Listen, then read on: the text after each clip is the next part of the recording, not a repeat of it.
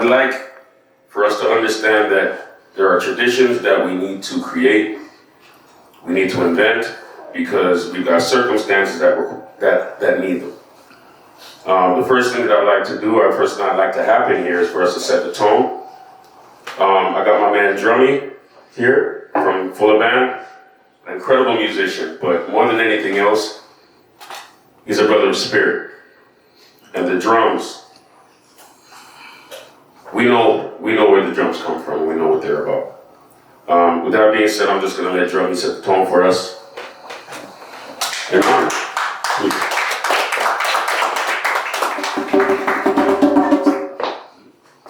Greetings, everyone. This is an absolute honor to be here. As soon as Rowan told me about this event and bringing the men together, I happily volunteered to come in and do some drumming for you, because I honestly believe that in the spirit of togetherness, mental health, and working together as one, I believe that the drum is a channel, a traditional channel for us to all open up and come together in one spirit and one frame of mind. And this is, if we have any drummers here, we have two drums here. Can I have anybody that would be able to help me out here? I'll keep timing. You wanna keep timing for me? I'll keep timing. All right. Can I use this mic stand here? Absolutely.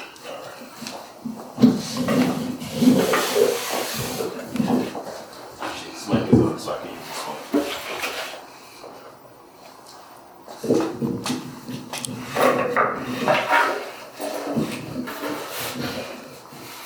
So, anybody that doesn't have any drums in their hand, of course, you can just clap like this.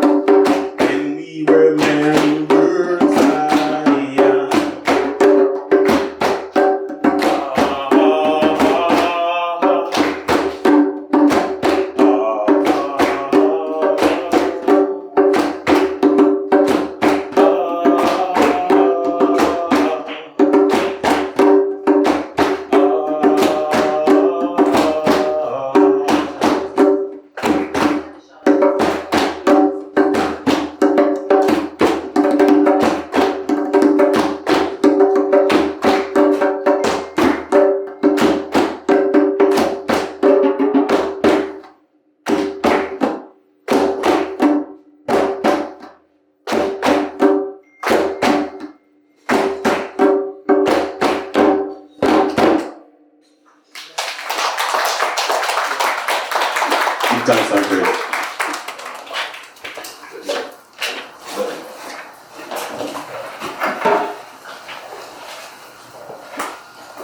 Okay, with that being said, now, the first thing I'd like to do before we get started, or as we get started, I'm going to slide these up just a little bit. Bring the table forward a little bit so our honored guests can step in. Now, right from off the hop, I would like to introduce to you guys the prodigal sons. Now, Mr. Alex Joseph and Marbles, along with, everybody knows this guy, the great Juice Jonathan Shaw. Step right up.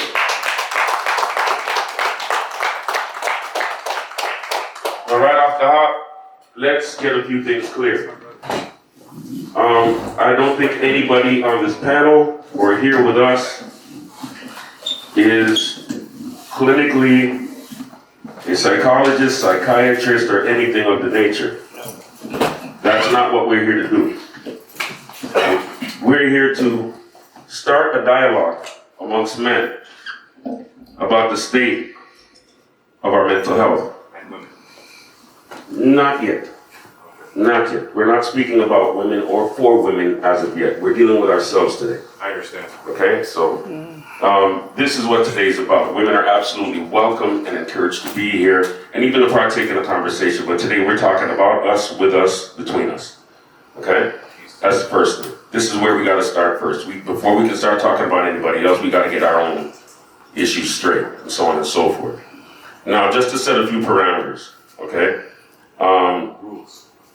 We're not here to discuss individual issues per se, okay? Because I don't think we've got the time and or space or the education to service anybody individually here, okay? This is about us talking to each other about how we feel now and what makes us feel this way. And if possible, what we can do to help each other get through, over, around, or to deal with these circumstances. As we go on through the day, or throughout the chat, I'm highly encouraging you guys to interrupt, interject, throw things out. You know what I'm saying? This is an interactive space, and we need to hear from each other in order for it to be effective. Okay? With that being said, before I open the floor, I wanted to first start off by asking a few questions. The first question that I'd like to ask is, how do we feel? How do we feel? And when I ask that question, I want you to think broadly. We can answer individually, but think broadly. Think about how you feel when you are scrolling on Facebook, YouTube, what are they called? TikTok? And all the other ones, show my age. But, you know what I'm saying? How do you feel when you hear about, you know what I mean, BBL stink? How do you guys feel about, you know what I'm saying, relationship things or so on and so forth? But not in the sense of what you think about the individuals going through these things, but what do you think the whole overall aspect of what we are all going through, how that affects you?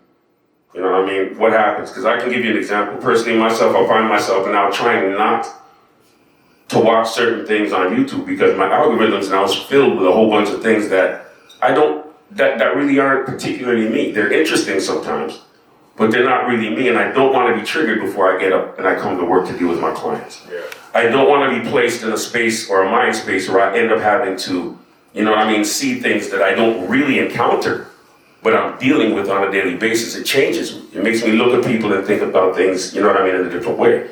And these are the type of things that I want us to start addressing and breaking down and trying to figure out what these things are that affect us and how they get us to interact with each other. You know what I'm saying? First of all, I want to deal with us as men because I don't think we have a true space to discuss our relativeness or our relativity. We've got a lot of things angled in certain directions. We've got a lot of things angled in certain ways where people present it like it's an open forum, but they're really looking to solicit a certain type of feeling or a certain type of reaction from us. You know what I'm saying? And these are the things that I want us to actually begin to have a dialogue about, if we can. All right? We down? Yes. All right, good. I hope y'all are feeling. I hope y'all are feeling the process because it's not really scripted in any way, shape, or form. Like I'm saying, I'm expecting to get a lot from you guys. This is how it's supposed to work, back and forth. Okay. Gentlemen on the panel, do you guys got anything you want to say? I just want to say that, we're excited to be here and thank you for including us on the panel. It's one of the things that we discuss on the podcast as well. He's right. There's not a lot of space where men get to actually express their feelings and talk about it. A lot of times we're told not to express our feelings, and I mean it's quite the opposite. So, we try to encourage it as much as possible. The majority, I would say, of our audiences tends to be women, and it's the education that we give. We hope that they can share it with the men that's in their lives. But to be able to address a room full of men, I believe it's a blessing, and this is why we're taking part of it. You can't heal what you don't reveal. Let me start by that. I think the thing and stuff is that a lot of us, we don't create the spaces like this to have the conversation going, for us to interact or mingle with each other and stuff on a human level. It's more of a surface level, especially when it comes to men. We got like a lot of toxic masculinity in the way. So feelings aren't really involved. They're more excluded because everybody wants to seem tough and hold it together, but it's okay not to be okay. That's my words from it. Let me just start off by saying there are spaces for men to talk. There are safe spaces for black men to talk. One of them that exists is Alliance Circle. It is a safe place for black men to share, release, and forgive. It's an organization that I belong to for the last 11 years now. There are other spaces that exist. One is presented by Roots Community Services. That is an online chat. Again, it's for black men. I don't know about spaces that are for everybody. I've generally just basically considered spaces for black men because I am a black man. But one of the spaces that people don't use enough are places such as this, which are barbershops, where from the days of golden barbershops, Golden Barbers, Lloyd's, Castries, Wisdom, and we can go down the line of barbershops where men would get together and argue about things such as what is a coat and what is a jacket, and have forums like that. And it was an open, honest forum that you could sit and talk, and it was a safe space because back in those days it was just men, and men could talk, right? In the West Indies, there's places, the rum shops, where men would just, whether they drank or not, could talk. There are places where men can talk, whether it be soccer, football, whatever the case may be. The problem is that in today's society, once we open up, we seem to be targets, or we seem to be weak, or deemed as weak. And we tend to only suffer in silence. And that poison that affects us is our internal belief about ourselves. So the question now becomes, your beliefs become your thoughts become your emotions become your actions, and your actions become your results. If you change the internal belief about yourself, then you change the results that you have in life. But the thing is, you have to be able to open up and be transparent to allow that emotion to come up. If you don't, you suffer in silence. That's hard to be transparent. Why is that? I'm kind of shy. Sorry. It's all good, learn the street. It's hard to be It's transparent. like what he said, like you put on a tough front, so it's hard to become vulnerable and soft and just say like how you really feel to anyone.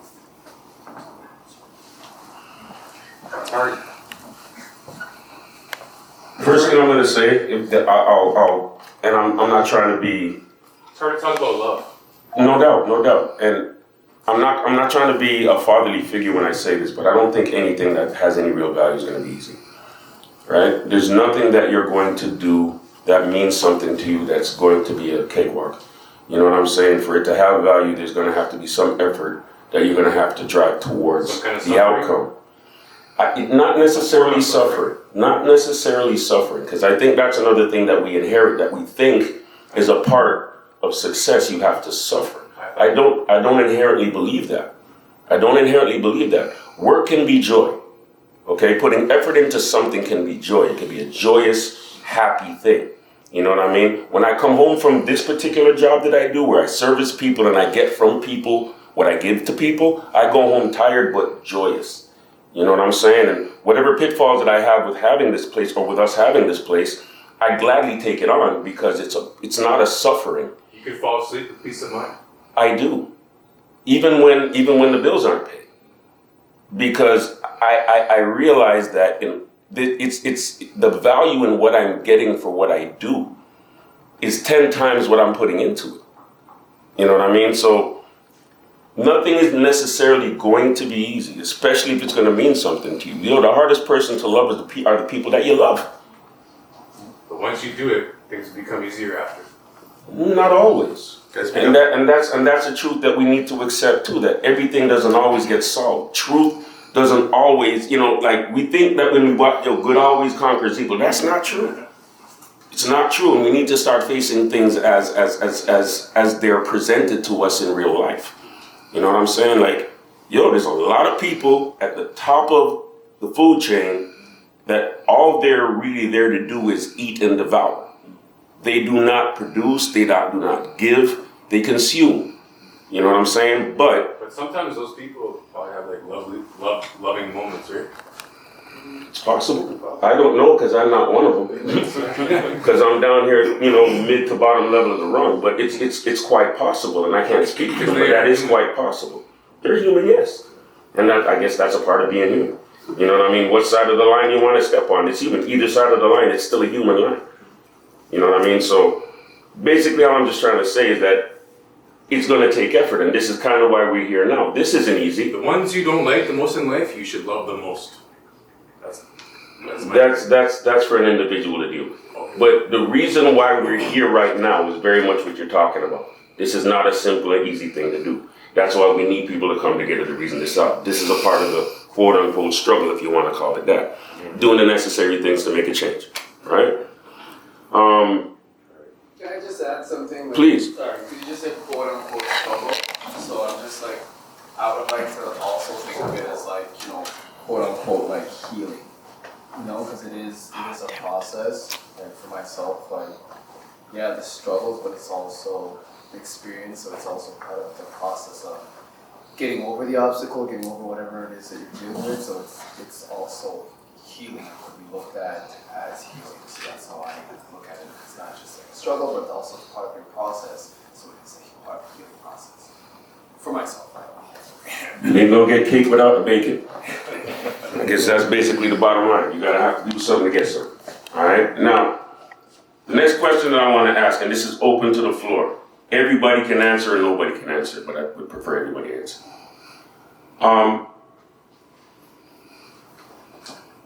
How do you feel about yourself in comparison to how you felt about yourself growing up? Do you think where you are right now is comparable to what you thought you were going to be? No. Get the full question. All I would say to that is new level, new devil. That's how I feel. Like there's a lot of things that when I was a youth, I struggled with that I don't struggle with now. But I struggle with things now that I didn't struggle with when I was a youth. If that makes sense. It makes sense to me. Does it make sense to everybody else? Yes. I lean towards the latter part of what he said. Okay, Like, so I get that. Here's a question for that one too. How much of us had plans?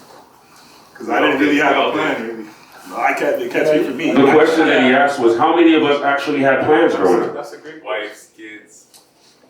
That's a great question. I'm a planner, so. Yeah. You had plans? I'm a planner. What kind of plans did you have? I'm in the medical field now, Yeah. right? And I always looked at stuff as where I wanted to do something to at least help people. But it was more on a level where it was more to help the day-to-day person. And as my education grew and my position grew, I kind of got away from the day-to-day thing, where it was more so on a corporate type of level, but then it was building pockets and losing part of the soul. So I had to find a balance within myself and stuff and know for a fact that like, not everything is sunshine and rainbows and money isn't everything. So me, for myself personally, I chose integrity over money. And that's part of the things that we discuss within our show and stuff as it is. Jonathan Shaw, how long you been playing music? Oh gosh. The first time I played at 45, I think I was 2 years old. That being said, I've always wanted to be on the stage. That was my alter ego. I wanted to be on the stage. Why do you think that is? Why did you want to be up there? I have no idea. I think the first memories I have of wanting to perform was watching Michael Jackson and the Jackson 5 do their thing, and I was always spinning around in the house and just playing music, and that was just my thing. Now I'm a shy person, believe it or not. I'm a very shy person. That music gave you goosebumps. I wouldn't say that, but it was just more of an alter ego. Like it was just more of a get on stage and just be that person. Because I even say it to this day, where there's Jonathan Shaw and then there's the Juice Man, and Jonathan is highly different than the Juice Man. I've had relationships where women have loved Jonathan and hated the Juice Man. Yeah, right. And women have loved the Juice Man and really, really hated Jonathan. You know what I mean? And to find the balance between the both has been very difficult. And also with friends, do they like you for you? Or do they like you because, hey, they can get in free to a dance? Any DJ will tell you, you have 50 friends who can carry your records into a club. But when the party's done, I mean, it's crickets, you know what I mean? It's crickets, you know? And I mean, even the girl you come with to the party, she's like, oh yeah, I'll meet you back at the hotel, you know? And you're still there doing what you gotta do. Yeah. Right? Any sound man will tell you, you're the first one there and the last one to leave. And sometimes you're just sitting there, sometimes you say to yourself, okay, I got 5,000 Facebook friends, I got all these people, whatever, but I'm the last to know anything. Your friends will die. And oh, you didn't know? No, I didn't. Oh, I got married. Oh, you were too busy. I thought you were too busy, so I didn't even ask you to DJ my wedding. Exactly. Really? We go back to kindergarten, you know what I mean? And all these different things. So for me, I've always wanted to be on the stage. As far as how I got to do it, that I didn't know. You know what I mean? I discovered hip hop when I was 15 years old. I went to New York City and I heard Sucker MC for the first time. And I was like, yo, the guy was scratching. And then everything else has been, I don't want to talk about me per se, but just the whole aspect of wanting to perform has been my thing. But if you were to ask Jonathan to go on the stage and do something, I can't do it. Really? I gotta put on that persona. Yeah. Yeah, I can say I have a similar. Do you want to do that one day? What? Be Jonathan? I am on stage. I am when I have to speak. When I have to speak about me per se. When I have to speak to kids, I am definitely Jonathan. I'm definitely that authentic self. Like speaking through the music, right? No, I can talk and do whatever. But again, J-Wise is a radio announcer, right? Jelani is a different guy. Jonathan, Juice Man is a guy on the radio. Jonathan's a different guy. Hold on a second. Very complex. You know why he separates it, right? No. So it's like, so he compartmentalizes it. It's not like, he's not always going to be on. I'm at home, I'm not going to be like, hey, what's going on? I'm talking to my wife. Mm-hmm. When I'm on a party, I'm somebody else. Batman's not Bruce Wayne in the streets. Right. You know what I'm saying? Right. Bless. Thank you much. How do you compartmentalize it? Like, what was the process you went through? I never that really- moment of realization? I've never ever used that word compartmentalize. When I think of compartmentalizing something, that means that you lock it away. Like when I hear that, I've heard people say that, and the cognitive dissonance that goes off in my brain is like, no, I could never do that. I think the more modern term is called style switching. I can't even do that. But it's a persona you just How do you just meld the two? yeah. Like, you have this persona that's Juice Man, and then you have Jonathan. So how do you put them both in the same room? Not to get too graphic, let's say New Year's Eve is coming up, all right? So let's say I'm going to do a dance or whatever, or a party. I got to really psych myself up. It's just like me playing sports. Okay. When I'm playing sports, I'm going out there to kill you. So you're going into the ring, yeah? I'm going into the ring. You will never outwork me, right? You will never, ever outwork me. If you're DJing with me, I am coming for you. You're conditioned. Right? And I'll tune it back. I'll tune it back. But if you play a song, and I'm like, oh, okay, all right, cool, whatever. But I'm gonna friendly compete with you, right? And I don't go below the belt or anything like that or whatever. But it's a friendly competition, and I compete on everything. So for me, it's about I am going to war, right? And the war I'm actually going to war with is me, right? I'm not competing with you. I just want to make sure that I give you a show. There could be nobody in the arena or wherever I'm playing, but I'm giving you a show. I'm giving you the best because this is my resume to the world, right? So I'm not going to come in half-assed. I'm not going to show up late. And I mean, I've had people come to me and say, well, why do you have to be there so early? Because that's what I need to do.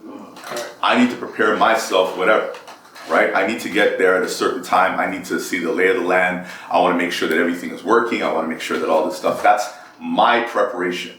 And if you don't like the way I prepare for what I'm doing, then that's on you. I'll throw you overboard.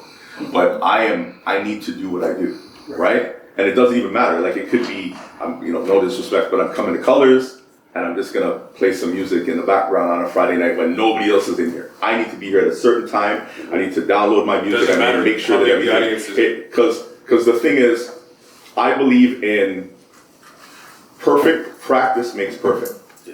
Yeah. Practice makes improvement. So if I have I'm saying that on my list. if I have bad skills, if I don't prepare properly, then it is what it is. Like, I mean, you see Jordan's taking, whatever, Steph Curry, they're taking 500 shots. Well, for me, mixing is just that. You're going behind the turntables. You're 2-3 o'clock in the morning. I'm tagging things. I'm playing the piano. I'm doing whatever I need to do to get better. I'm reading. I'm learning how. There's a couple free seats up in the front if somebody want to come sit. You do whatever you're doing, and it's just a matter of preparation. Because you want to get better. Practice doesn't make perfect, but perfect practice makes perfect play. Great. So you could learn something the wrong way all your life, and then someone gives you a tip. DJ? You just naturally being who you are on stage. You just made me realize, I think, especially as a black man, at work, you have a different persona. Oh no! At work, I'm the same guy. Well, at work, At work, yeah. At work, I'm not. I don't code switch. yeah. But for DJ, For me, I'm dealing with the same people every day, people who don't look like me. Right. And I'm above them. And we all know what that means. Right? I think we hit the So now, I realize that I'm already putting on that Bruce Wayne Batman thing. So when I have to discipline somebody or I have to give someone a raise, they're looking at me. Who are you? And I realized this when you said that, I'm always kind of carrying it. I just realized right now, that's sometimes when I come home kind of tense. How am I going to release that and still be me? Am I afraid to be me at work? Be me at the barbershop or at home? That's where I kind of get blurred. And I realize when I come to Colors, even when I don't need a haircut, I let it go. Right. But at the same time, that Batman is at work. I think a lot of times some of us even do it without even realizing that we're doing it. But we're so conditioned that when we're in a certain area, okay, we gotta behave a certain way, right? It may not be how we usually are, but our surroundings may dictate that, right? But as soon as, you're right, as soon as we are in what we consider a safe place, Your comfort zone. our comfort zone, then we can definitely be ourselves. But like I said, I may go through maybe 2 or 3 different versions of me throughout the day and not even notice when I'm switching. I'm just in that mode already. Yeah. Isn't it exhausting? It is. Well, that was going to be my next question. Now, the obvious one is, how does the styles switch in? How does the multiple beings, how does it affect you? And again, that's a broad question. But what I mean specifically is, does it hinder you? Is it something that you feel that maybe you've got a new skill at? You know what I'm saying? Do you feel like you're a broader person now because you know something, I can flex anywhere. I can do this anywhere, I can do that anywhere. Or is it something where it's really a stressful circumstance for you? And I mean that in a sincere way. You can get specific if you want to. I think that's the whole point of us being here. So the question I'm posing is, like, how does the whole aspect of you not being you all the time affect you overall? Hold on, but is it really a negative thing all the time? Let's say in DJ situations, he's a supervisor. So if I was a supervisor, we all know that sometimes a supervisor has to be quote unquote a prick or whatever, right? My natural being is not to do that. My natural being is to be like, oh, okay, I'll allow you this time. But if I do that at work too much times, now the guy's going to be right. Oh, Daryl's becomes counterproductive to the outcome of the job. Or your business or whatever, your personal business. You know what I mean? Like, I guess a lot of black people, we have this problem too, where it's like, Gretchen, give me a link on the business. He's like, I'm trying to build my business. You know what I'm saying? Like, he's already shaking his head. Thanks for taking the cake. That's why I wanted to say this. There's something that I'm learning right now in a book that I'm reading, and don't get it twisted. I'm not some super reader that reads 1 million books or whatever the case may be. I found something that kind of speaks to me, so I'm reading it. And in that book, there's a statement that says, nothing is as good as it looks. Nothing is as bad as it stays, right? It depends on how you really want to extract from your experiences those things that are either going to build or destroy you, right? I know that I've got about 4 or 5 different ways of speaking. You know what I'm saying? Like, I truly speak. In the barbershop, each different client gets color, but one guy might get roach beat. The next guy will get strictly colors. The next guy will get a mixture of color and roach beat, because I can clearly see what that client needs, and what that client needs, giving him that is going to give me what I want. You know what I'm saying? So in a lot of ways, I look at this stuff like they are things that are supposed to train me. There are things that I'm supposed to maybe look at with less of an emotional response and more in the sense of, how is this sent to build me?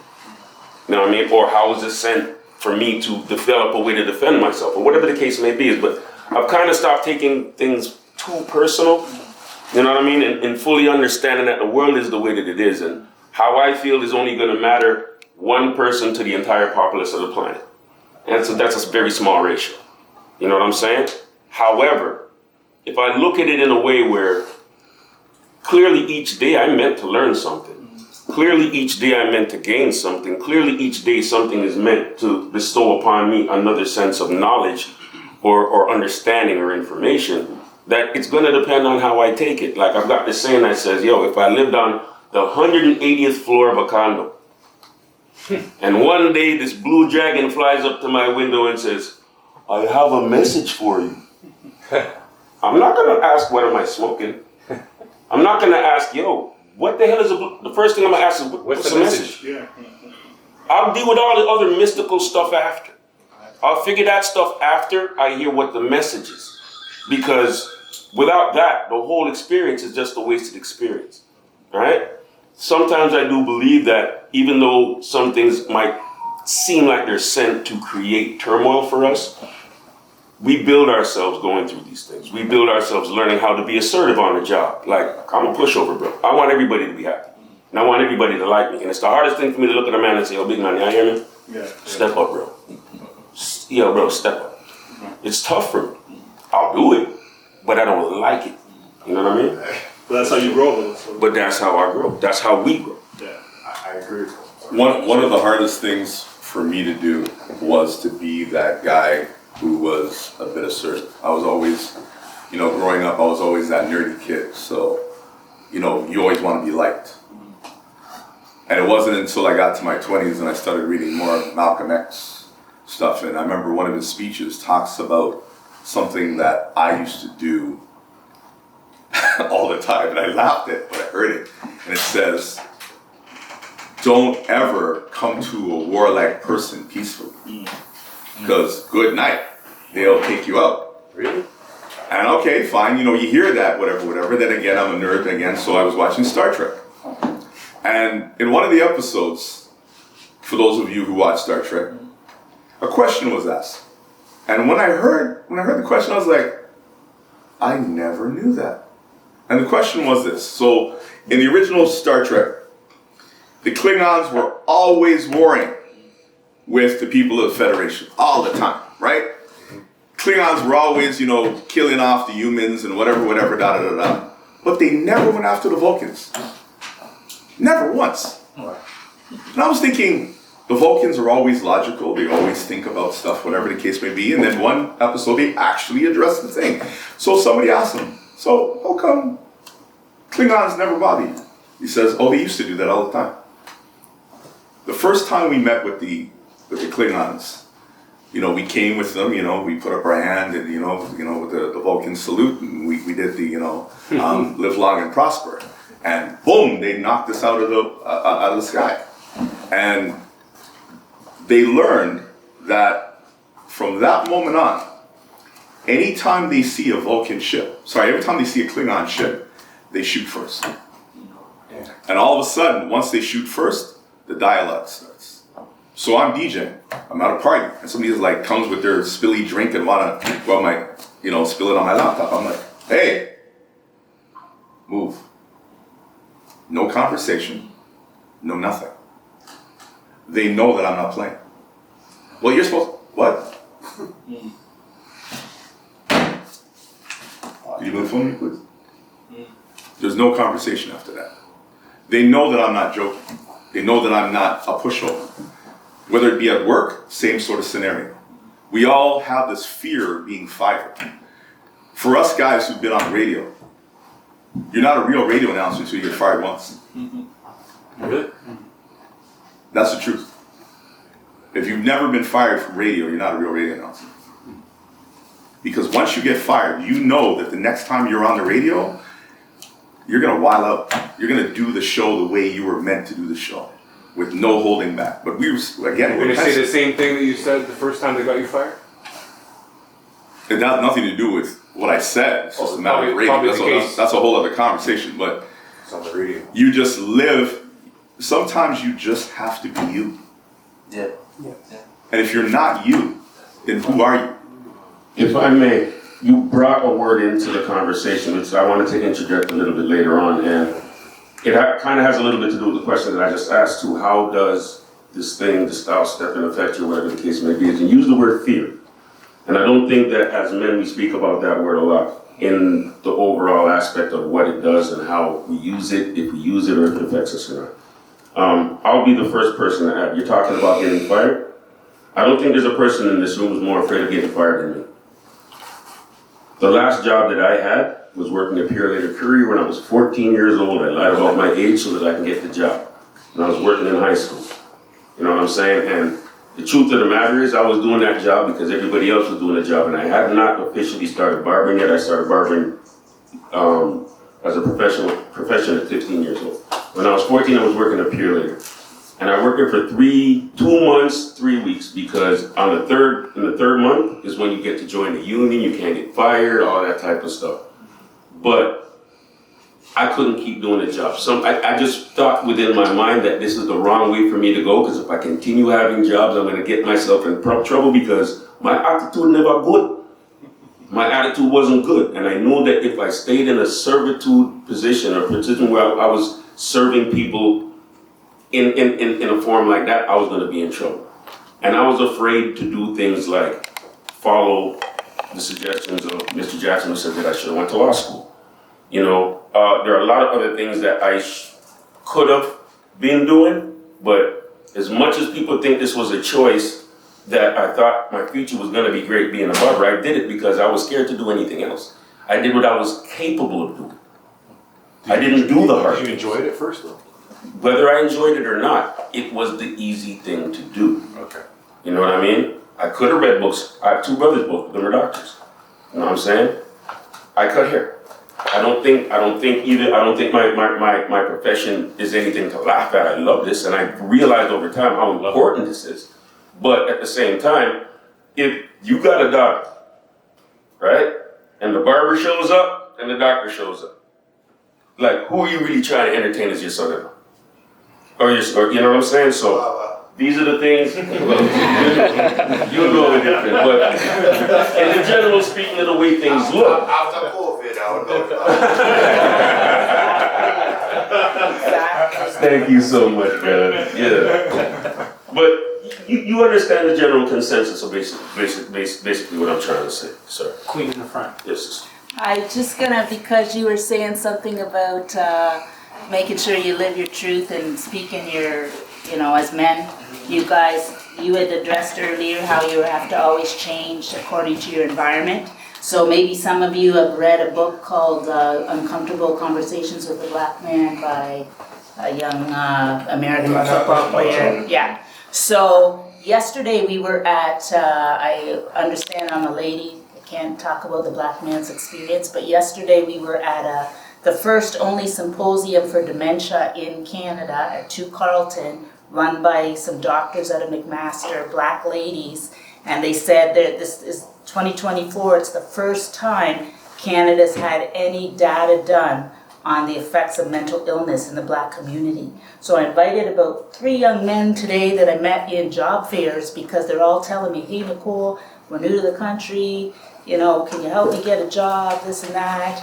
And if you know who you are, if you know the talents that you bring, if you can align, whether it be hip hop, writing, whatever it is that God's endued you with as a talent, and you can monetize it. This is the first time in Canadian history where the government's given out money for arts grants, different things that you can actually get money from the government to help youth with a basketball camp, or a gentleman that runs a shop, bringing up other barbers. If you're a tradesperson, I'm a licensed HVAC person.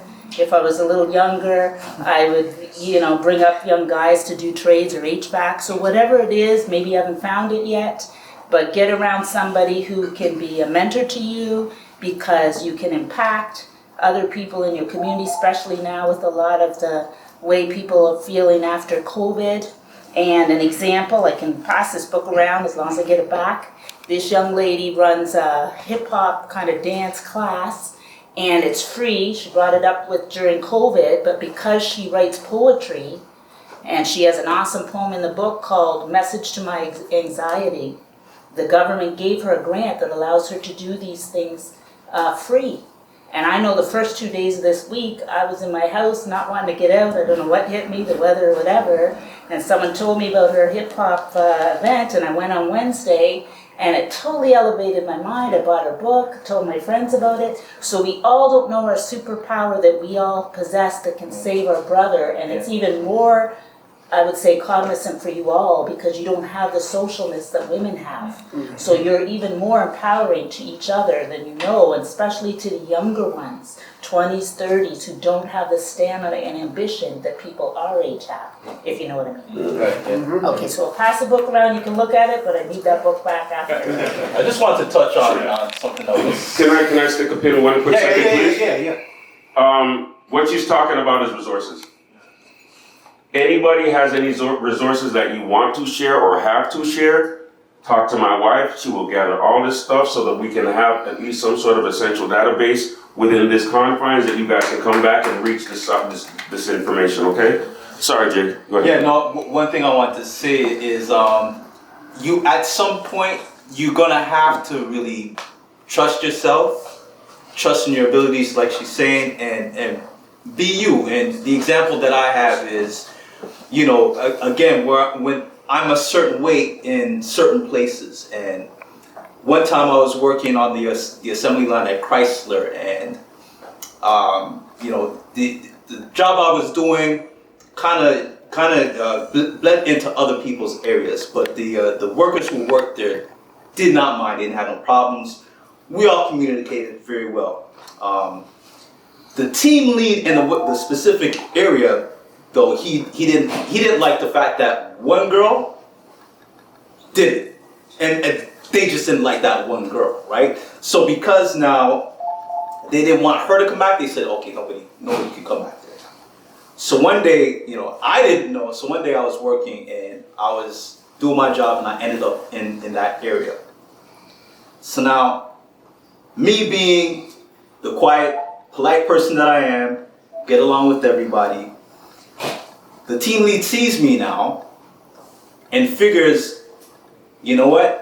This is the person that I'm going to make the example of, right?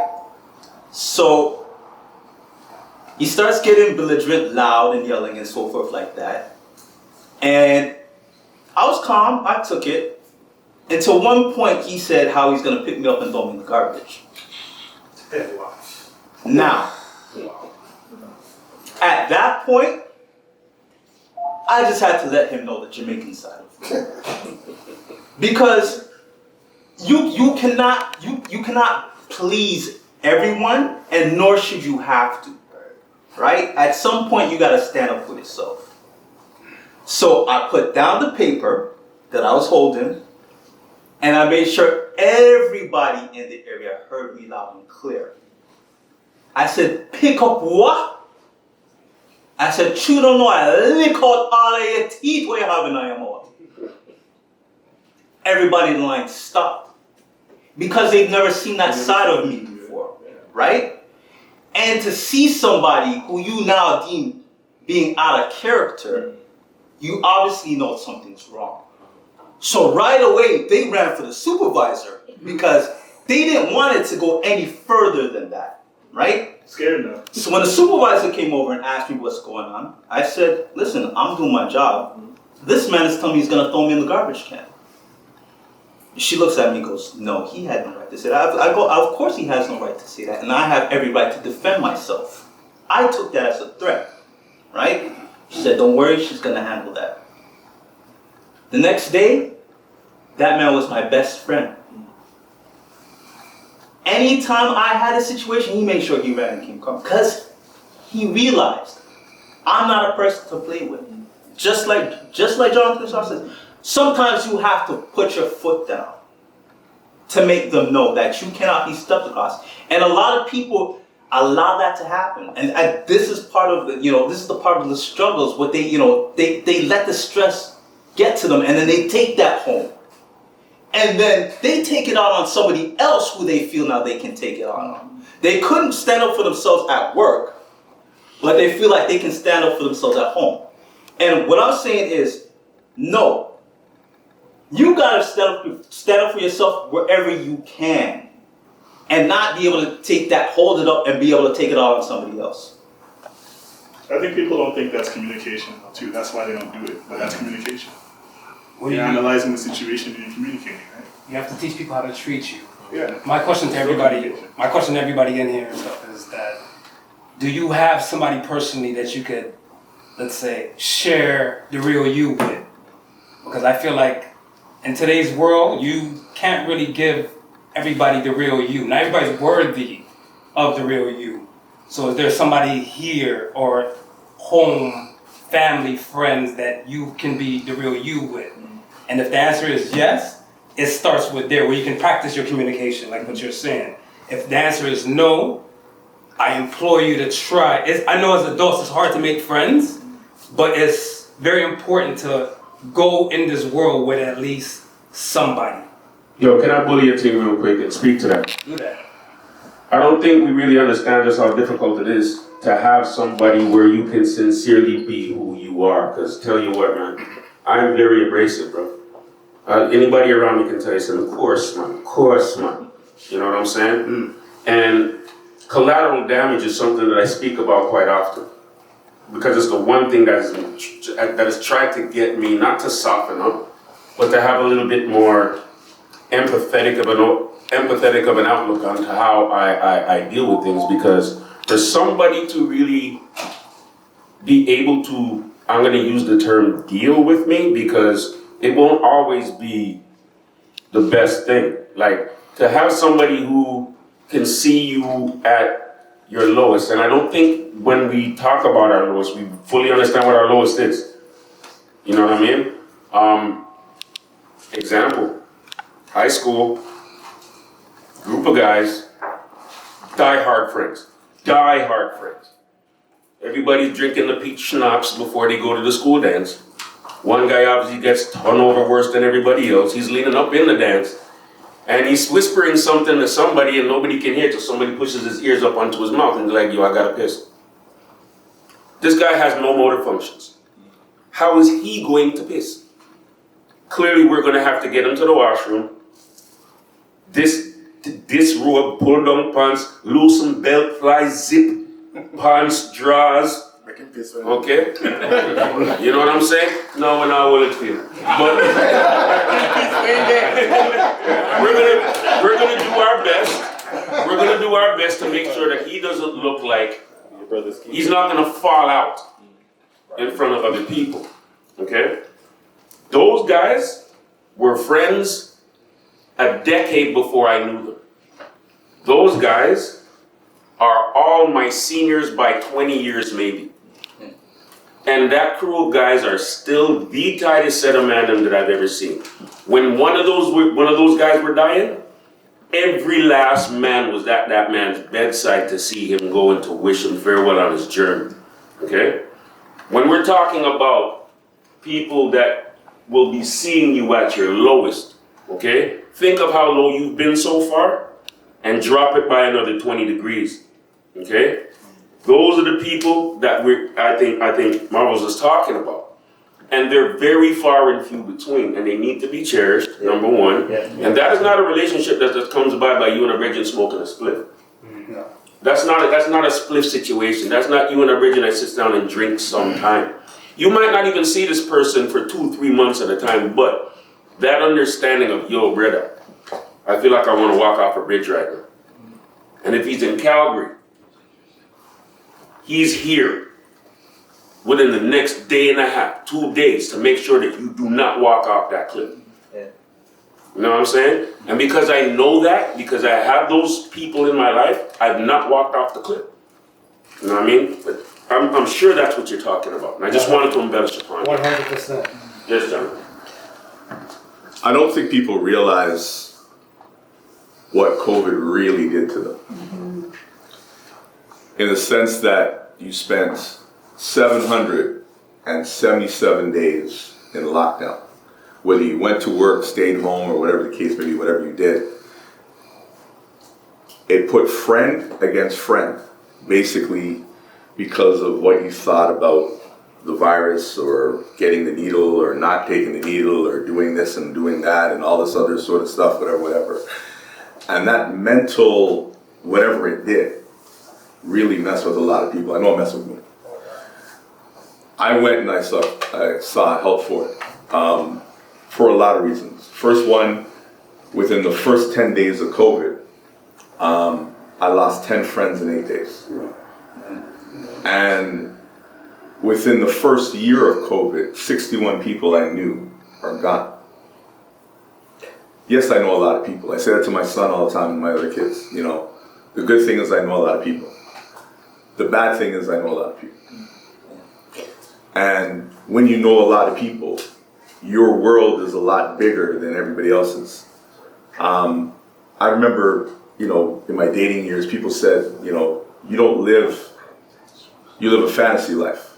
You're always in a fantasy life. I said, yeah. I said, my life isn't like yours. I'm 6'5". When I walk through a party, and let's say I just want to go into a party and just enjoy myself, guaranteed before I take 2 steps in there, oh, big up Juice Man John's shop. I can't hide. I can't hide. So that's my reality, right? But the funny thing is the 777 days that I spent in what I call Shawshank Redemption was the loneliest time I've ever had in my life. because I live alone. I live in a basement apartment, and if anybody knows anything about black people and melanin, we need the sun, right? My love language is touch, so you want to be around people. Again, I am a shy person, but I still love the aspect of being out in front of people or being around people. And that really plays with your mind. Because when you're alone by yourself, your brain starts going down this rabbit hole. And there's only so many people you can call. There's only so many people you can deal with. And the funny thing about it is when COVID first started and everybody was home, everybody's going through their phone, scrolling through their phone, trying to find something. Hey, you good? You good? You good? You good? Hey, you're doing it. And you have all these wonderful conversations. But then as people started getting into what I call the COVID routine, those calls didn't happen as much. To the point now that I remember, it was a day that I was just having like the worst day in the world. I called 25 people. Not one of those people called me back. And remember, I said, I know of it. Huh? I'm not COVID. Where were they? It was right in the middle of COVID, but I mean, Where the hell were they? How they not?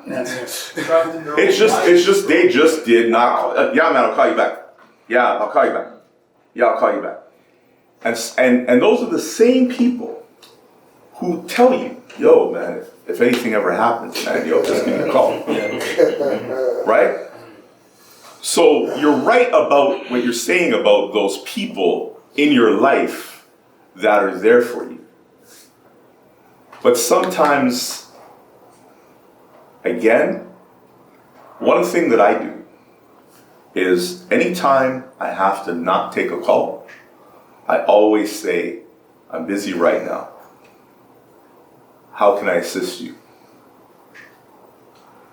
Not just put the phone to voicemail or whatever the case may be, but because you don't know what that person is dealing with on the other side of the phone, right? And I don't ever want to be that person who put that call to voicemail and the person's not around. Because that did actually happen to a friend of mine. They were reaching out. And I won't say who it was, but on 2 separate occasions, I pulled 2 people off the ledge during COVID. And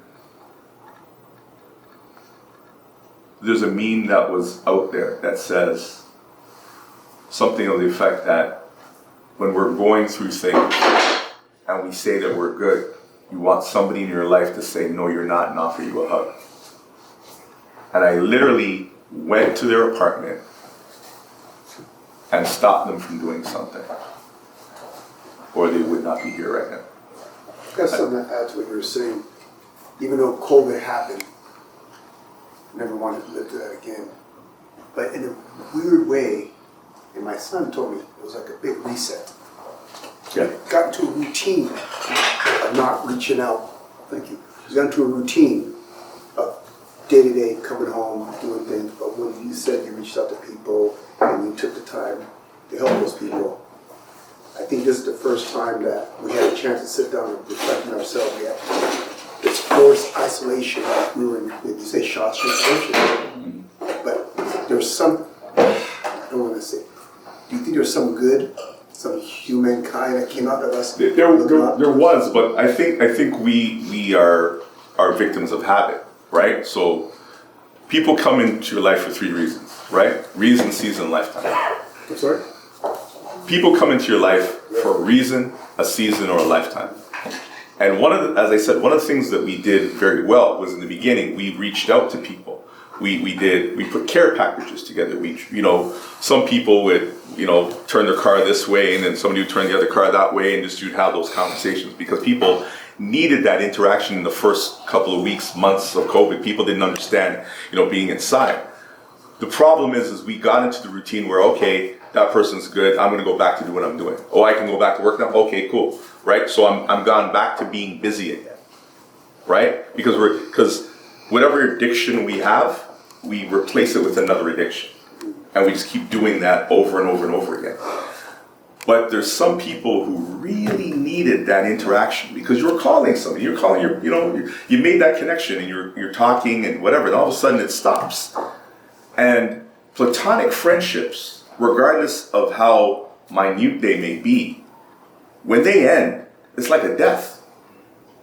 And if you're in COVID and I'm the only person who calls you, and all of a sudden I stop, what do you now do?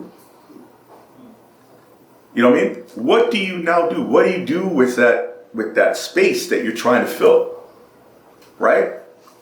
Some people drank, obviously, because we saw the LCBO. Some people start smoking ganja. Some people did other things, whatever the case may be. But we all did things that we probably would not have done. I can't tell you how many people started DJing during COVID. Oh yeah. Right? It was like they were performing on Twitch for like 2 people. But you know what? Regardless of how many people they had, it was still an outlet to do something because they were just cooped up. And especially us with the melanin. Like, we're inside for so long. Yes, so people in the back, you good? Yeah. Alright, can I hear everything? Cool. Thank you for asking. I feel good today. Bless. It's open. See? Divorce had a way of helping me to cope with finding myself again. My little Julian, little Bridget, I grew up in Jamaica. I wanted to be him again. And marriage has a way of taking all of us, pieces of us away. I'm gonna learn how to find my happy place. I'm not rich, I'm not in a car, I'm not nothing special, but I'm happy every blood clot. Alright? I'm not joking, that man you know me. Drumming, black man. Thank you for starting with the drumming today, people. I man pick up a drum the other day, Spunky. Well, 3-4 years ago, now you're being given a play. You've recentered my life. A lot of us don't know the importance and the impact of a drum, but that's why these people don't want us playing it. The item for God is to buy a drum, spend $200-300. You don't have to be good at it, because I ain't good at it. When I play it almost daily, changed my life. You mentioned something about toxic masculinity. Yeah. I'm gonna show the item something personal. Masculinity and femininity cannot be toxic. People are toxic. There you go. There you go. If you know the masculine, don't be afraid to be it. Because that's one of the things they're trying to curb in every one of you black men. Whether they get it or not, they're shrinking our balls. We come to Canada from 76, and I worked at Thomas Nelson & Son Book Warehouse. All these places with these white supervisors would chat pure shit to the little black youth. I had to knock out a couple. I'm not joke, true thing. But I had to learn to fit in and fit in and fit in. And to the point where, as a Jamaican, African, I don't like how I feel. I went back to Jamaica in January for the first time in years.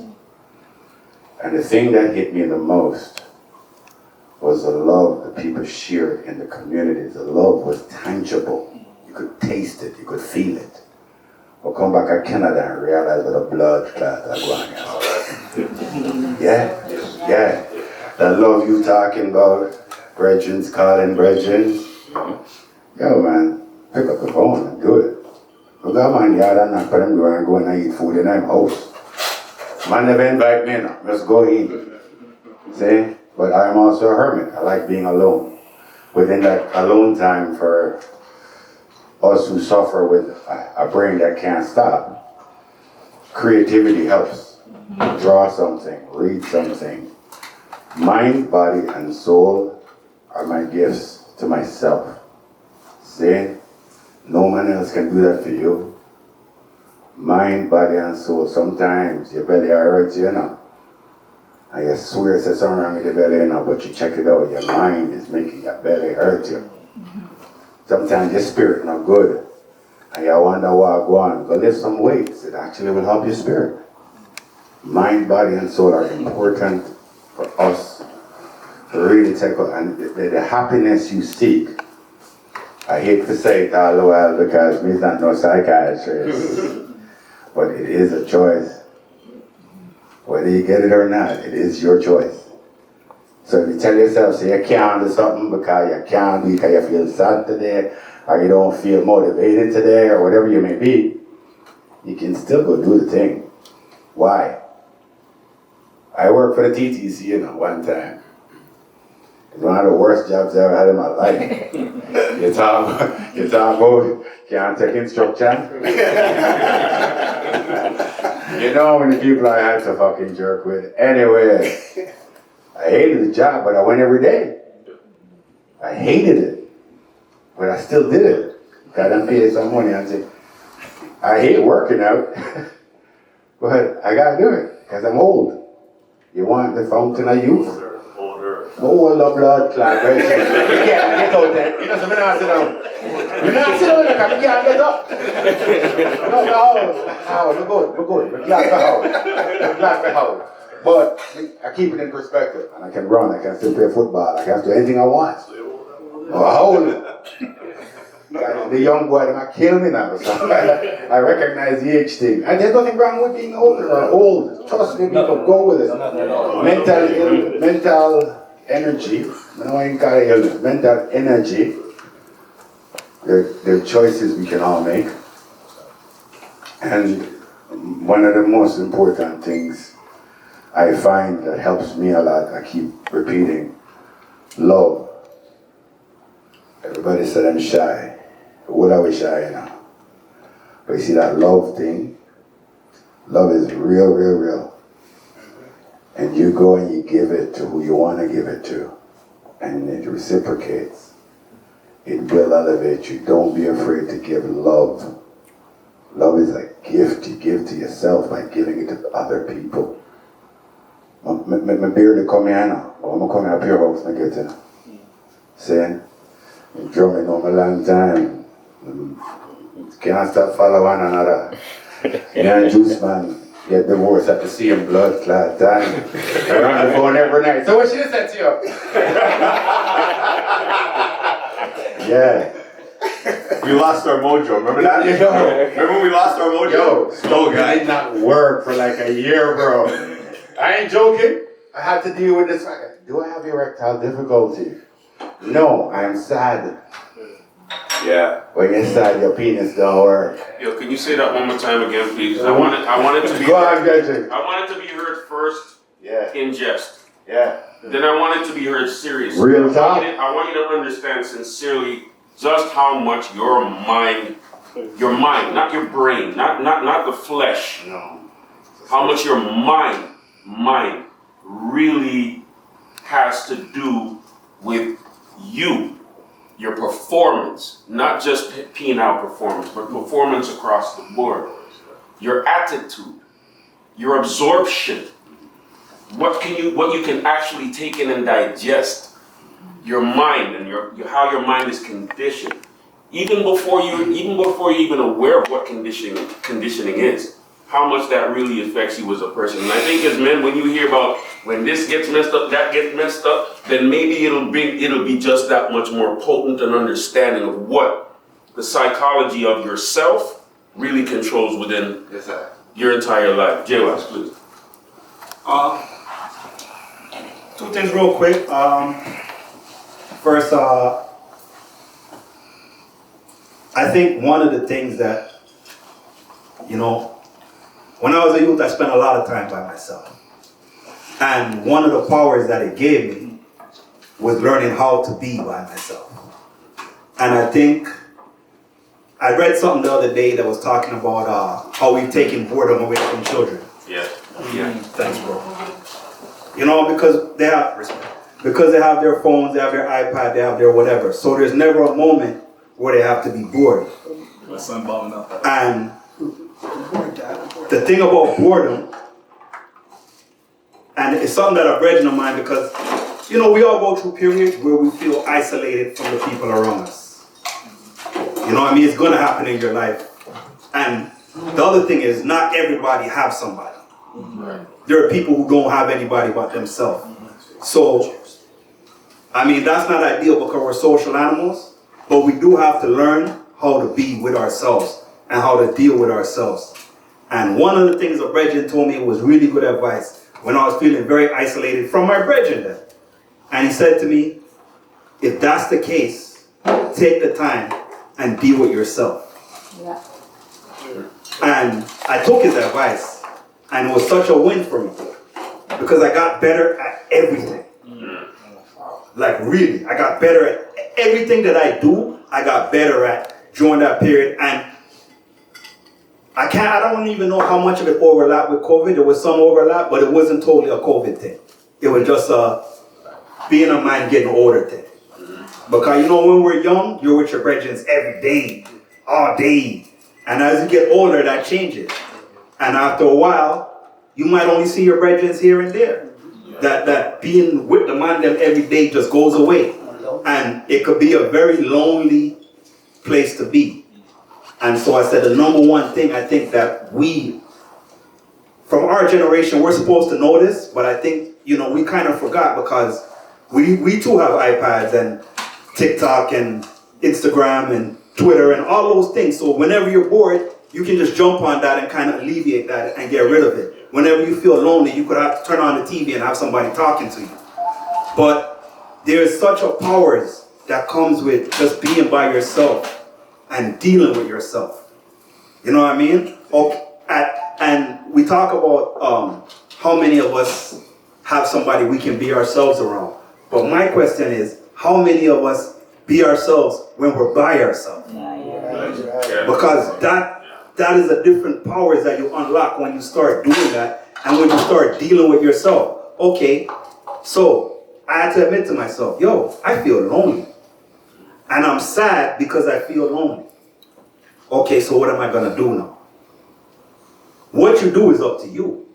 But that's where I think where a lot of power starts that we kind of have taken from ourselves because we don't like to deal with boredom, we don't like to deal with loneliness, and we don't like to deal with aloneness. And something that a native person said to me, which I was very upset with at the time, and we almost came to blows, but considering it now, maybe they had a point. They said, black people don't know how to deal with silence. You know what I mean? And yo, when the person said, I was like, yo, who are you to tell me about black people or anything?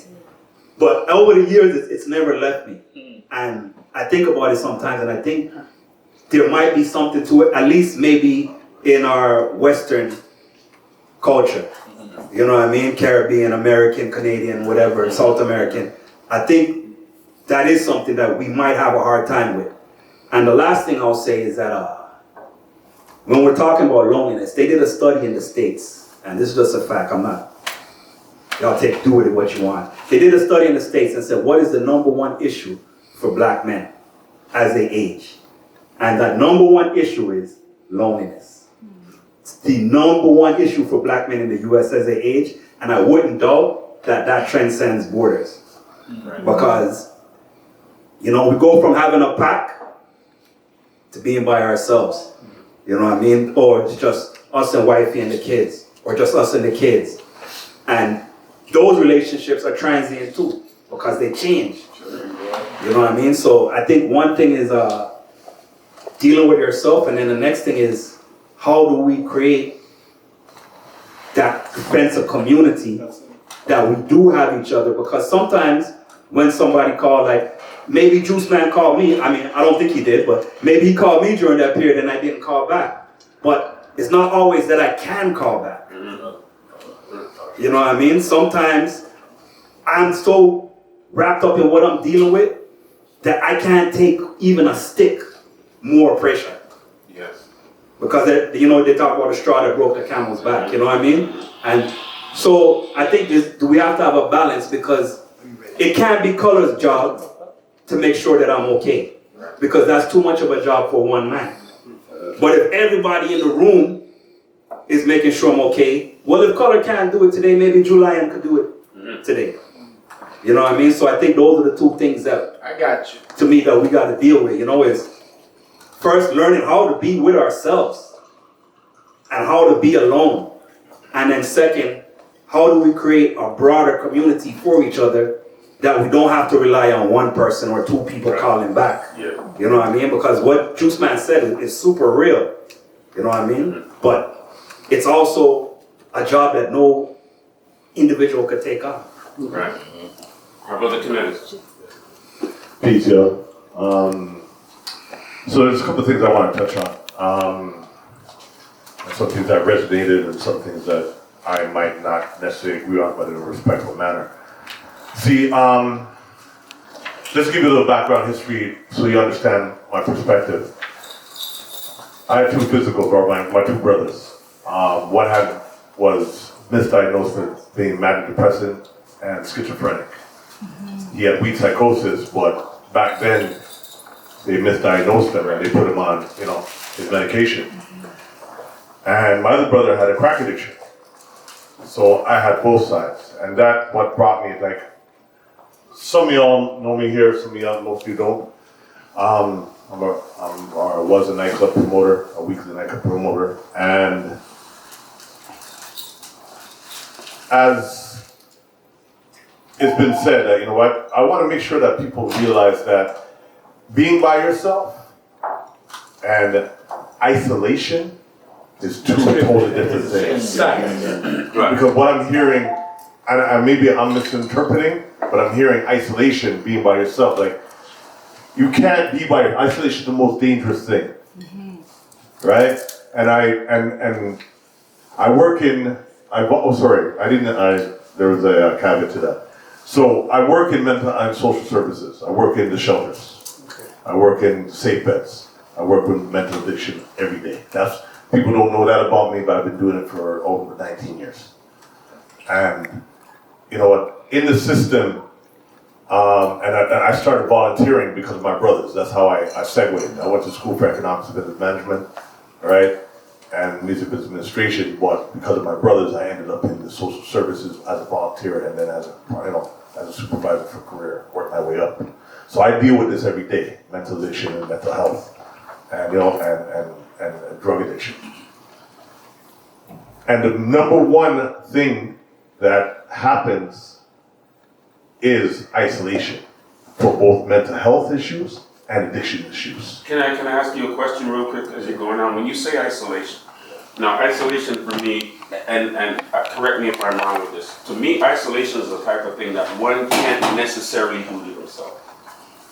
Right? Are you talking about the isolation that happens based on the stigma of something happening, or are you talking about somebody withdrawing and being isolated? No, I'm talking about somebody totally withdrawing. Okay. Right? Okay. Because that is a self-mechanism. That's a mechanism. All right, that's what you mean. Right? Yeah, it's a self-inflicted mechanism, right? Okay. So, like, you know what? I suffer from that. Like, when I'm going through my things, I don't, you know what? I draw away from people, you know what I mean? I just go fix my business and come back and act like nothing else has happened, right? And I even spoke on that, online the other day. I just, I was having a bad day, and I was like, you know what?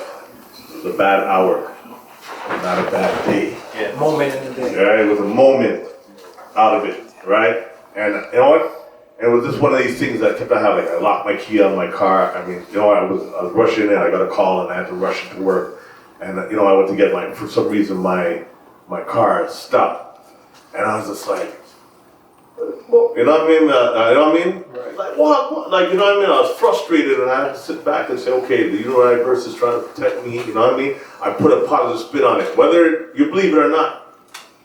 If you put a positive aspect and put that you segue with that, or you lead with that it's a bad moment, not a bad life, not a bad year, just a bad moment, and this too will pass. And I said, you know what? The universe is trying to protect me from something. I could have been in an accident that day. It was a snowstorm that just happened the other day, right? But it's very important, going back to what I was saying, is do not isolate. Ask for help, because black men in general do not ask for help. That's the biggest thing we don't do. You know what I mean? So, and then going back to what Jonathan was saying here about the COVID thing. You see, we underwent the biggest psychological warfare man has ever seen in terms of what they did with that. All the information coming out now that, you know what, the conspiracy theorists are now batting 100 and they're right, you know? And it wasn't as dire as they may be, and it's now a flu. Like, if you go on there, all this information, they released the Pfizer documents that said, but so many people lost friends because of their position, you know? And with me, I saw the decline in social standing. People were loose. So I started like doing the railroad skating thing and movies outside and, you know what I mean, doing the dance. Like, I started this stuff for free. I wasn't trying to make any money for it because, you know what, I believe that we as promoters, we do a social service. We give an outlet for people, right? And I was trying to give an outlet for people that didn't have an outlet, were stuck inside. You know, they got 90 days out of me, and that was it. After that 3 months, I was just like, you know what? It ain't what it is, and that was my decision, my choice. But I saw the social decline. Family members against family, not seeing family members. And, you know, and again, that was a subjective. Now that we're twisted, it becomes this was becoming a subjective or a forced isolation.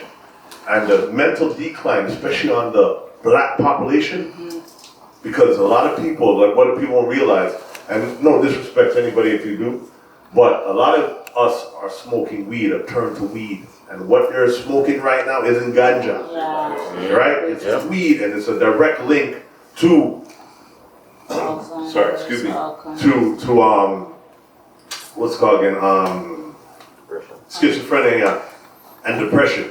A direct relation to it. They've now done a study. So at the end of the day, isolation is the cause of a social decline and a personal decline. Once you isolate, that is when your problem begins. So seek somebody or seek an outlet, but make sure you don't isolate. That was the main point of this. I think for me, the main thing and stuff is that I hope everybody don't forget that we did have the George Floyd racial kind of thing popping off during the pandemic, right? And with that, especially amongst people amongst color, the landscape changed, especially in Canada. I grew up in America, right? And the landscape here, it became a lot different because I want to say I grew up in Cleveland, Ohio, and for me coming here, Canada seemed more warm and friendly than it was, like, I'm from the hood, not the rap hood, the real hood, right? So now, well, Cleveland on First 48, I hope y'all see how it is and stuff. You're not a Browns fan or not like that. I am, that's home, man. I'm loyal to the soil. Yeah, Brandon, you don't Always trying to terrorize. First time in history, a Browns fan and a Steelers fan is sitting side by side. But I look at it and stuff as where, even for myself, like, I worked in healthcare. So when most of the world was shut down, I was still going in. Like, my traffic was nothing. Most of the people and stuff were home. We didn't have time to kind of stop and breathe, and then we got hit with the world shutting down and now a new racial issue. And now every person, not just man, but every person has a thing to now look and stuff is that, are they gonna help each other or are they gonna hurt each other? Yeah. And a lot of times I felt that a lot of us, everything we did indirectly was hurting each other. Like, especially with social media, I look at it stuff as like, for us, we do our Associated Sons thing, and that's a little weekly motivation for people. Because we feel like a lot of junk values is going out there. A lot of people are saying, I can do bad all by myself. That's incorrect. That don't make no damn sense. Because you need a community to help, what was it, community to raise a village to raise a child? That's right. So if we have no village or we have no community, what's gonna happen to our children? So I look at it stuff as we have to come together, at least have this time and stuff, even with a small circle like this, appreciate each other, have the conversations and stuff like that. And if you're shy, because, you know, people are shy, I'm not. Don't hesitate to ask me anything. I keep it a buck. I keep some things personal and stuff for myself for sure. But we have to learn for a fact that isolation or not, there's people and stuff that might be your tribe. You can't hear what you don't reveal. So if you're not telling me what kind of person you may be, what are you into, what bothers you, how am I to help you? We should be able to help each other more than to stand off and let everybody suffer in silence or let the hurt happen. It's help or hurt. And quite frankly, we all came in here, because I'm pretty sure, because we want to help each other and grow with each other, to at least, if we might not be each other's personal tribes, but at least it can start the conversation for you to help find your own personal tribe. Yes. I've been hearing, sorry, you've been looking for. Yeah, I just wanted to ask, it doesn't have to be now, but because I'm never in a circle where it's mostly men, I'm around a lot of women that are raising their sons by themselves. I raised a daughter, so I'm no help. So if at some point people can give little tips that they would tell their sister friends, especially now in this time with the attack somebody said about the children changing their gender. I went to church this morning. The minister said right in front of the place, sorry, but change it if you were born this way. You know, everybody has their decision, but there's a lot of attacks on children now that never were. So what, as a black man now, seeing children coming up from toddler time, teenage time, what advice would you give these young moms who are raising these sons by themselves? I got you. Yeah. Before I got you, I got you. And one other question. Go ahead. The ladies yesterday said something very important. Remember, these are doctors, they're women that are black, and they're the first in Canada to share this information. So the way you're all saying, come together, help each other. When you go to the hospital, it is proven, Dr. American books have said it, I personally have experienced it in America, not here in Canada. As a racialized person, you have a more dangerous time in healthcare. So you will not be necessarily diagnosed. Doctors may be more dismissive with you because you're a person of color. So have somebody, a wife, girlfriend, sister, mother, friend, male, somebody who advocates, especially if you're shy, like this gentleman said, and you don't speak out for yourself, especially with your parents who are dealing with dementia, and there's care that's very vital that they will not get if you don't advocate for them. So have the speech, have someone who can ask, have some other place that you can get another advice or medical thing, because it can be the difference between, as our gentleman said, being misdiagnosed, and they said a lot of people, even with dementia or mental illness or just stress, we're more prone to be diagnosed with things that aren't healthy for us. 1 second there, brother, before we go forward. I just got a question to pose. You don't need to answer it to me, but I believe it's a question we all need to answer on our own. Do you know yourself? Do you know yourself? Because I'm going to tell you right now, I can't ask for help if I don't know what I need. I can't ask for help if I don't know what I need. And if I can't have a dialogue within myself, well enough, honest enough, to say, you know something, my left side is weak, bro. I need something on my left. If I'm not honest enough with myself to say, Bridget, my discipline is not good. I'm not disciplined. I want to do this, but I'm finding it too hard. Do we know ourselves well enough that when we come to ask for this help, we're going to be able to say, because you're going to ask me for help, you'll help me. Okay, help you what? How can I help you? That's what this brother was saying. Right, yes. Because it got turned into isolation, but he was basically saying that. That's okay. So that, thank you. You know what I mean? Because he took his time out to do that. Right. Saying now. Right, yes, thank you. I just don't want him to get stuck on isolation. George, because he was saying. George Floyd was still up here for that. That buck busting situation, we've seen it for 500 years, and we are making sure we never forget it. And to this day, it will never be forgotten. But that's their plan. They need us to see that. They need to remind us that we're weak. And they will keep doing it, and every chance they get, they'll do another one. See? So you have to know, like you said, know the culture you're living in. Absolutely. George Floyd, we watched the man deliberately. How much seconds? 3 minutes down now? Yeah. We could have come watching this man dead. Mommy, you said something about what do we need single mothers and their children. So this is a mentorship program I have with my sister in town. I spend time with some of them kids. I spend time with my sister and their kids. See? I don't have any, I know the difference at my age between needing to try to get like a piece off the lady them. No. If you're really gonna help out your community, all them single mothers around, link them and try to spend some time with them children.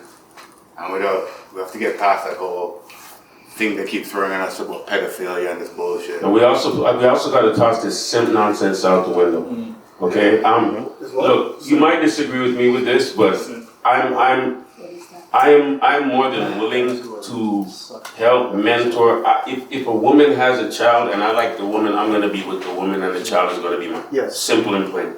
Okay, so what? They're not supposed to have fathers. They're not supposed to have somebody care for them and teach them what's supposed to come next. We need to sincerely start, and this is kind of why I started by asking about these things that we see on social media constantly, because these are bullets, bro. These are bullets, sincerely speaking. All of these things where they're trying to tell you, say, oh, men of value, and yo, who don't have value, bro? If I have a $20 bill and I crush it up and I step on it, bro, okay? Do you still want it? It's $20, right?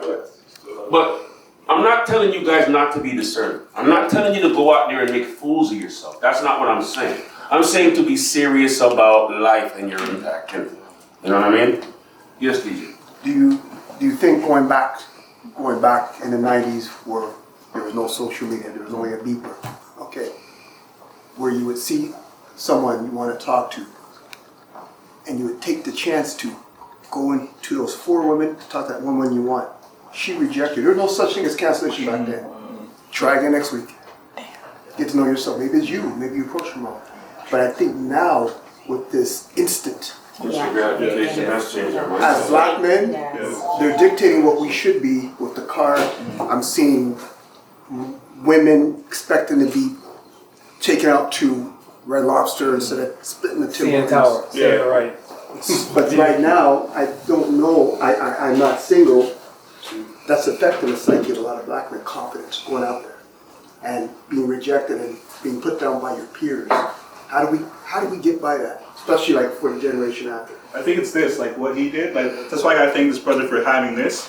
This to me is like a palate cleanser, right? Mm-hmm. When you're online, you're getting bombarded. Like it's like a Tommy gun and bullshit every time. Like especially if you're on it. Yeah. And we have it in our hands, right? It's not like that. Back home, I had to go home and use it. Yeah. Back in the day, I had to. It was like you had to go in your house. Now it's in your hand.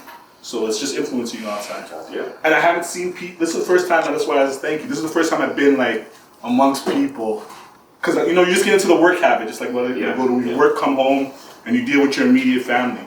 This is the first time I've been amongst my people in a while. And then what they're telling me about my people online is that the black men and black women are at odds. Black man and black man are at odds. Simp versus high value man. Right. This blah blah blah blah. Exactly. Now when I come out here and I see these guys, everybody here, I know that's not true because this is boots on the ground now, right? That's right. So that's all I gotta say. I think Jonathan. All right. Number one thing. Turn off the tell lies vision. Yeah. Turn off your phone. Take some time out for yourself and do something else besides having this. I work in media and advertising. I don't really care to use this like all the medias that I need to have. I have them for business, I have them for work. I post when I want to and I don't post when I don't. But you have to put this away at times, right? I also have to look at the world and I have to look at it from a different aspect, right? If I look at it from our parents' way, when you really think about this, that's gonna blow your mind for a minute. Lady comes to Canada. For her to tell her family that she reached in this country, she had to write a letter. She had to take the letter, find a postage stamp, envelope, put it in a mailbox, hope that it gets back to the place that she's at. That takes 2 or 3 weeks for that letter to get to where she is.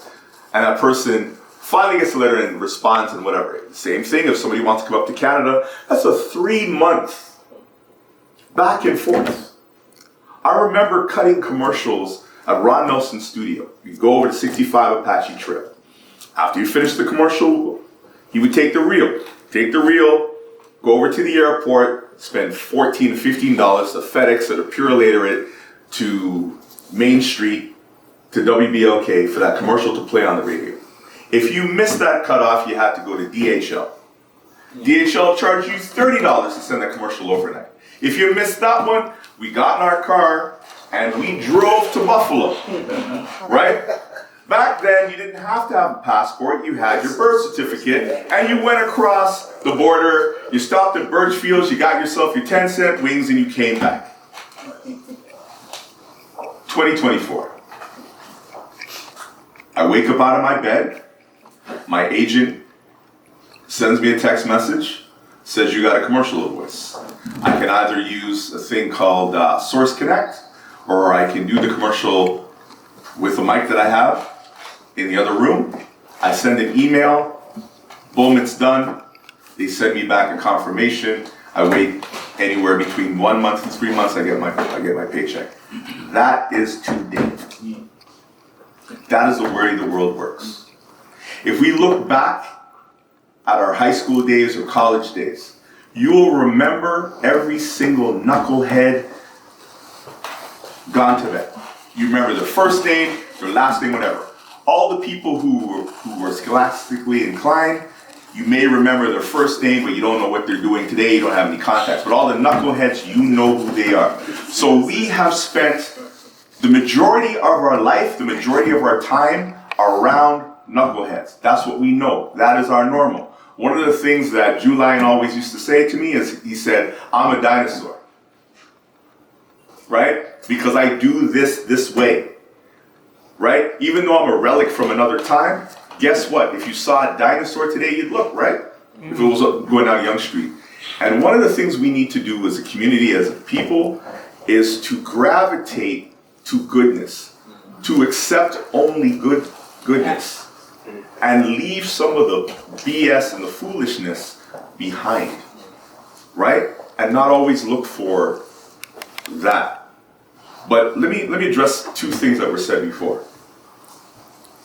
We all have dealt with some sort of pain, but we need to make our pain our power.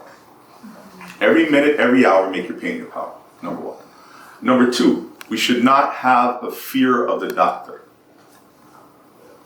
Black men, it's no longer 1 in 4. It's 1 in 3 black men over the age of 30 are suffering with prostate cancer. Okay? It was funny. I do these Peel Health Region of Peel health events all across the region of Peel. And they have these interns who were doing blood pressure checks. And they were like, Jonathan, you get your blood pressure done. No, I'm good. Went through the whole circuit. And at the end of it, I said, okay, yeah, do my blood pressure.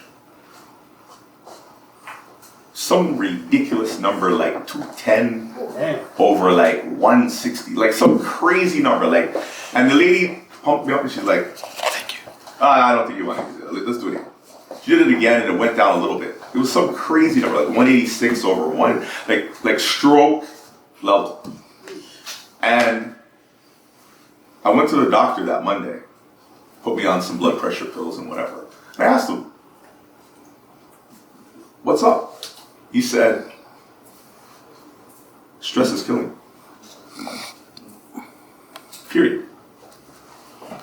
Every couple of months, I go back to the doctor, check my blood pressure. My blood pressure is normal. He has me on 1 or 2 pills right now just to regulate some stuff, but not like before. To the point where that last summer, I fainted because my blood pressure medication was too high. So, another thing too, blood pressure medication is not something that you should be diagnosed with till you die. It's supposed to just, bring it down, and you're supposed to get off of it. Find a way or a healthy lifestyle to get off of it. But as black men, we feel something in our chest, that's nothing. And we go about our life. And that day is the day we should have went to the doctor and checked it out.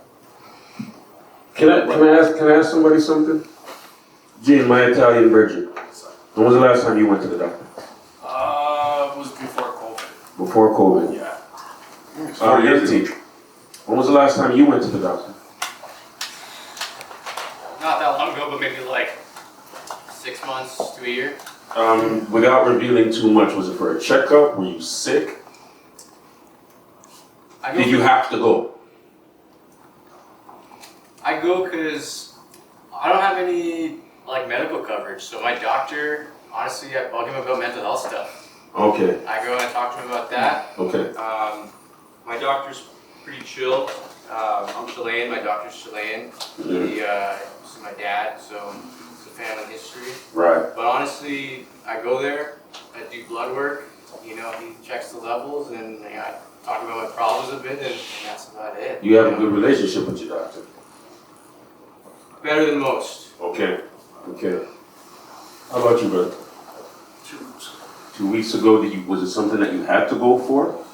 Or was it, or did you feel like, This you time know, it was. This yeah. time I had bad pain, so I called my doctor. But usually, I don't go more than 2 years without a full checkup. I'm not gonna ask you because we fully understand your circumstances, but if something just didn't actually prove it. I mean, this is my wife here. Go to the doctor, go to the doctor. Yeah, I'm sorry, Charlie, I'm sorry. Oh, no. Oh, now I have For one. years I've been telling him, go to the doctor. It's not a fear. It's not a fear, right? But I had a family doctor, somebody that I had a good relationship with. And I know for me, my health and how I speak to my health professional is something very personal. Like it's really personal. I find that I don't want to go to the doctors right now because who's this guy that I'm seeing for the first time every time I walk into a clinic? Every time I walk into a clinic, I'm seeing this guy for the first time. You know what I'm saying? And if I don't self-diagnose myself before I get in there, he don't know what to tell me. Okay, so what's the problem? Retta, I'm supposed to tell you the symptoms, you're supposed to tell me what the problem is. You're the one that went to school. You know what I mean? That's the way I thought this thing works. But sure, but the point that I'm trying to make is that I don't know how many of us have good relationships going to random people, and that's why can you tell my son to go put on his jacket, please? That is it. Joshua, put on your jacket. If you're going outside. Your jacket on if you're going out. Sorry, the parents in me just saw my son go outside. The point that I'm trying to make is that for a lot of us, everything that we do congruently on a basis where we're going to go back more than once, like we want a relationship. I want to know the person that I'm dealing with really is dealing with me, and if I say certain things to him, as Sister was explaining earlier on about the whole medical aspect of, you know, and that's why I'm talking about how we feel today. Because I don't think we as men talk about that. I know a lot of women speak about that, black women, white women, people from other countries, so on and so forth, about how they feel within healthcare, but how do we feel in healthcare? What are we doing for ourselves as far as this is concerned? Sorry, can I? Sorry, go ahead. I just wanted to say, I said it before COVID, right? So that's like literally like what, 4 years, right? Okay, so that's a hell of a long time. I just want to make the point that I know I should go. All right, like it's me that's being stupid about it, right? But just to further emphasize your point, that I'm a bad example because I know I should go and I don't. Okay. But the thing is, you're actually a real example because you're like most men who just don't go to the doctor. True. You know, and again, I'm at a health fair and won't check my blood pressure. Right? And they're giving out blood pressure monitors. They're like saying, here you go, diabetes strips. They're giving them out 24/7, 7 days a week. Right? I did a thing called the Black Men's Health Challenge, where like for 9 weeks we went to the doctor and did all that sort of stuff. So I know better. But when you're in your own space dealing with what you deal with, because we are men and we're supposed to provide and we're supposed to be strong and we're supposed to suffer in silence and we don't say what's happening or what's, you know, we're conditioned to just keep going regardless until we drop. And we have to get out of that mindset that, you know what, hey, it may not be the most masculine thing to some people, but you know what, hey, I think it's changing though. Yeah, I go don't get think a next generation's gonna- go get a pedicure. Go get a pedicure and stop cut up your sheets, man. Like straight up with your foot bottom. Like straight up. Go get a pedicure. Go get your nails done. You're taking pictures. You're on social media. You're holding certain things. Go clean out your nails and those sort of things. You know what I mean? You're standing on your feet 24/7. Go get a massage done. You need to take care of your body because your body is the only thing you have to make money. What do we do for ourselves? And that's a real question. You work out. This is a real question. I want brothers to answer the question. What do we do? I walk. I have a very low tolerance for what I call the white coats. They've kept us alive a long time. My grandmother was a pharmacist back in the 1940s. When women didn't even have jobs, she had a profession as a pharmacist. So she was always into medication. But one thing I find out about medications is that everything that we can take, there are over 5,000 herbs on the planet of Earth.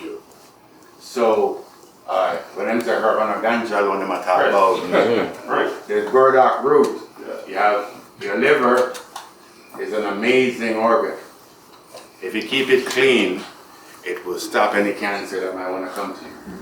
Burdock root. You drink that tea twice a week. Okay? Moringa, great for your kidneys. Dandelion root, dandelion leaf. That's a choice. These are all choices. So after that COVID business and those serums that they told us for whatever, not one doctor you know would sign a form saying they know what's in them. If they can't do that, why are we trusting them? Right. And I stopped trusting the medical profession a long time ago, but yeah. Go ahead, my brother.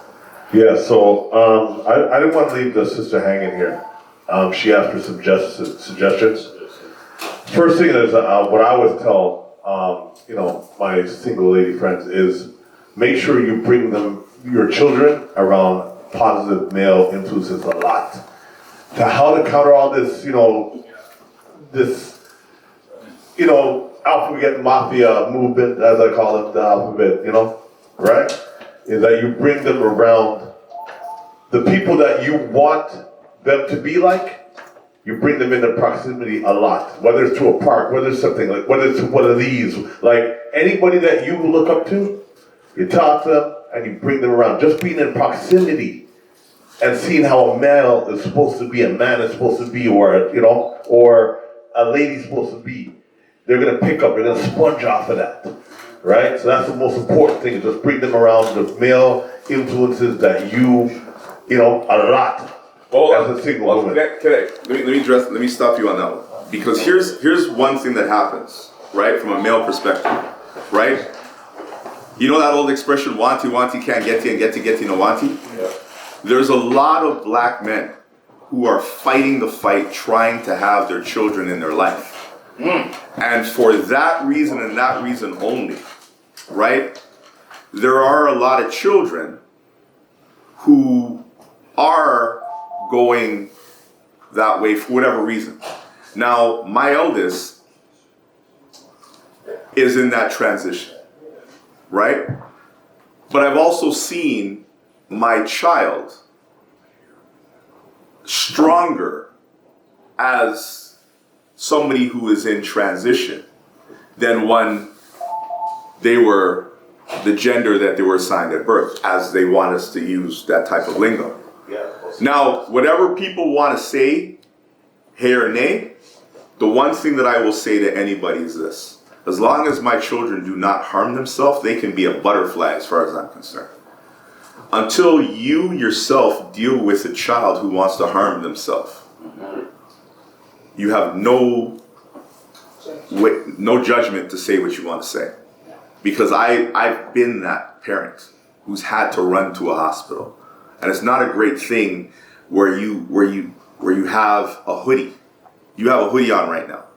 Right now, they will not allow you to go into that hospital with a hoodie on. Why? Because it has a cord in there that they can kill themselves. You have to take that cord out. And these are the little things. Or worse yet, the mother of my child spends 10 minutes with my child on Monday. I am not allowed to see my child on that Monday. I have to wait till the next day. So when you hear your child is in crisis, any father is going to run to be with their child. But because of that, you have to wait till the very next day. So again, you can say whatever you want to say. You're free to say what you want to do. But when you deal with that sort of stuff, when you're on the front lines and you're dealing with a child who, hey, you've done whatever you've done in court to see your child, and it's this and it's that, and whatever, and they worked out an agreement that you can only see your child on this day, and you can only spend this amount of time with your child, and you have to bring your child back on this time, and whatever. That's one thing. But when you're not allowed to make certain decisions and your child is already doing whatever they're doing, worse yet, your child is now 18 and can make whatever decision they want to make. It's hard to reconcile within yourself. For me, as long as my child is happy, as long as I continually love my child, the one thing people don't want to do anymore is lead with love. Right? How is it, and this is something I'm going to speak on for men. When we were in high school and we got a girlfriend, we'd parade around with our girlfriend and feel no problem with her on our arm and whatever. She wore a jacket, she did all that sort of stuff. How are we now in our 20s or 30s or 40s, now in our 50s, and we're hiding who we're dealing with? Yeah. Why do we need to hide the woman that we're dealing with? You're a man. Because of the next one. Not true. Yeah. But real talk though, real talk. You is a man. You is a man, right? You are supposed to be desired by many, but only choose one. You know what I mean? I know a lot of you. Listen. I'll be the first one to say, my name's Juice Man. You can go from there. Your discretion's advised. You know what I mean? But at the end of the day, we have to leave that stuff behind now. Wow. Because here, no, but real talk. So the bottom line is our children are looking at us. Yeah. That's number one. Yeah. Right? And I have a father, I've had a grandfather. And I want to hear their stories. And I don't want to keep hearing the stories about the only thing they could do is joke pom pom. So, I had two more things to address, right, before Dr. segues. So what I'm saying is that you need to bring, I think there's two different aspects of it.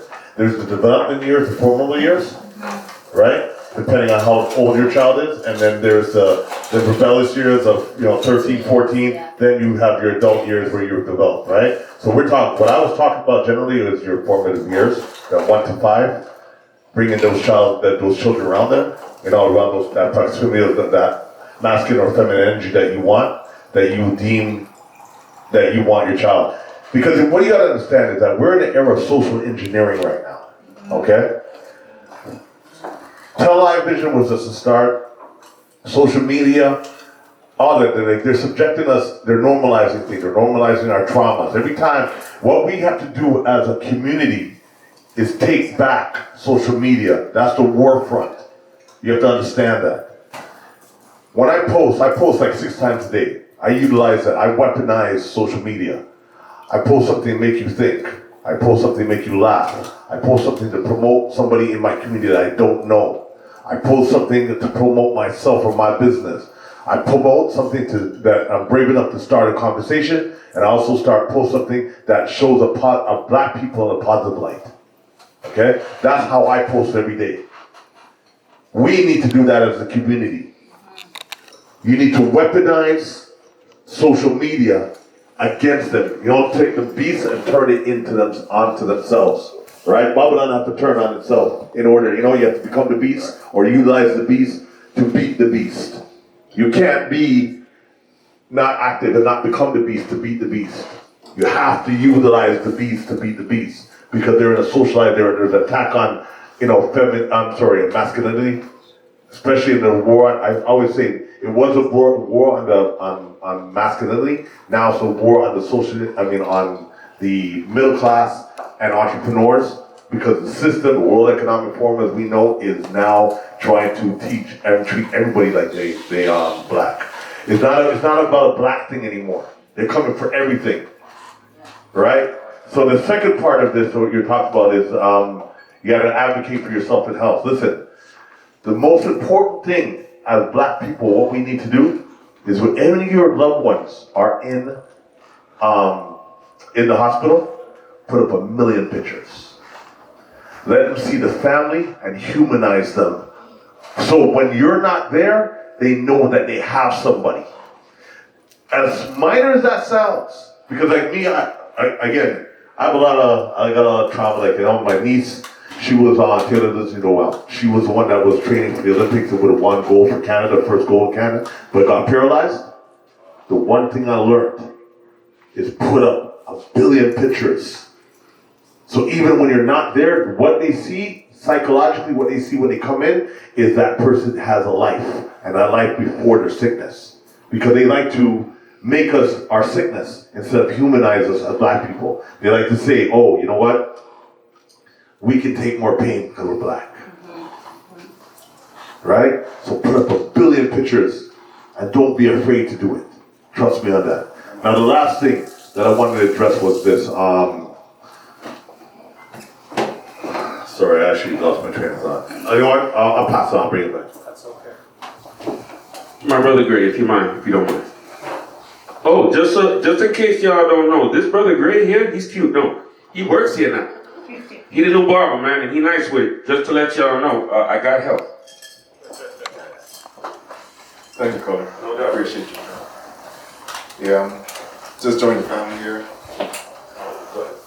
Yeah, I just joined Kolor's family here. Yeah, I feel like I'm where I'm supposed to be right now in my life, joining him. He asked a question earlier about how many of us know ourselves. I'd like to expand on that in asking how many of us actually know the difference between that voice in our head that's always going at us and ourselves, our true selves.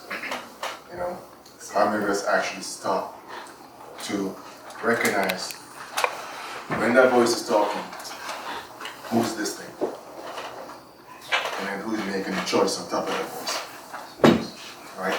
You hear that voice is going in their heads, going, and it pushes us to make decisions and, act out on what it is we actually thinking about. Whenever do we stop to actually think, is that voice me? Or, vice versa. So, expanding on that, the bird in the corner there asked a question earlier about what do we do for ourselves in terms of how do we deal with silence? Meditation. We'll get up with it. Thinking that. Yeah. Something that I think is crucial to our inner peace is adapting meditation into our lives, into our everyday life. Taking and what meditation is, because some people don't really understand what meditation truly is. Meditation is creating a space between that voice that's always running, and yourself. Give yourself that moment, that pause between silencing that voice and giving yourself some actual time to just breathe. And that's what it's about. Meditation is about breathing. And through breathing, it brings good oxygen and all that kind of stuff into the body, to the brain, etc. Gives you some good, deep focus. So, you know what? Sorry. I can go on, but yeah, that's the crux of what I was trying to get at. For us to really, truly, in terms of mental health and stuff like that, take time for ourselves and get meditation into our practices, into our daily practice of life. You can start with just 5 minutes, expand that on 10. I've been going at it for about 3.5, 4 years now, and I gotta tell you, I started at about 5-10 minutes. I'm up to almost an hour now of being able to create that space for myself. Right? And it's just something you have to build on, because you're not always going to be disciplined with it. But as long as you don't give up on it, keep going at it every morning. Say, I get up every morning at, for me, myself, I get up at 6. between 5 and 6. I get up at 6, I get myself up to bed, and I get myself on the floor to just create that space for myself. Right? And from there, I start my day. Right? One thing you go back about going to the doctors. Dude, a woman years back in my life got me to start this. And it's just a simple thing. Between 2 and 3 years, go to the doctor and just get a physical done. Yeah. Do some blood work on you, run a few tests, blah, blah, blah. Nothing fancy. Or make that part of your routine. 2 or 3 years, just go and get a physical done. And especially for black men, get a PSA done. Yes. Prostate specific Spend the antigen. $35 just to Yeah. yeah. But what that does, it creates a benchmark, especially if you're below 30 or below 40, sorry.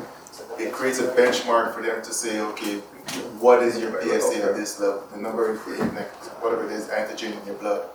So when you get over 40, they can actually make a comparison to see how much has increased or changed and know what it is your chances are of developing that prostate cancer. So PSA, jump on that. So let me just jump back in there one thing. Further, I'm not trying to overrun, but there's something very important that I wanted to address when it comes down to medication and the system, right? I find it remember with it. So I'm not one of those people that go to the doctor at all. Okay? I'm not one of those people that go get checkups and nothing of that nature, right? Because what it comes down to is there's two different systems. Okay? First of all, I don't trust the system because pharmacists, doctors, they get paid to put you on medication. Okay? And you gotta remember, medication is a poison. Anything you take is killing something, not curing. They don't cure anything. Yeah. Okay? What it does is it masks. We were growing up. I know a lot of, I'm of the mindset, right? You know what? The brother over here said that herbs. Listen, they poison all these herbs now. Like, you know what? We say dandelion tea, and you know what? Soursop, and all these things that we used to take, right? We grew up. I'm Jamaican, right? And we grew up. Listen, I fast every 3 months, 3, 5, and 7 days for after-GP. Okay, that kills cancer, kills the weak cells. The body, you gotta understand, the body's engineered to cure itself of anything, any disease in the world. Yeah. But you have to, you give it the right ingredients and the right environment in order to cure itself. What is necessarily good for them is not necessarily good for us. I'm not turning into a race thing, I'm just being honest. We're not supposed to eat starch, but we do, right? Where they can eat starch. You understand what I'm saying? The medication that they supply us is meant to poison us and take away from us. So you gotta understand, alkalining cures you of anything that you need to do. I have a question for you. I work in the medical field. Everybody's lifestyle is not the same. This is what I tell our patients. So when you come see us, it's more of, it's already too late for whatever situation you're in. Well, that's what I'm talking about. Right? So I look at it stuff as like preventative. We always tell like, you know, prophylactic is always better than anaphylactic. Anaphylactic means when your body goes into the result or the shock afterwards.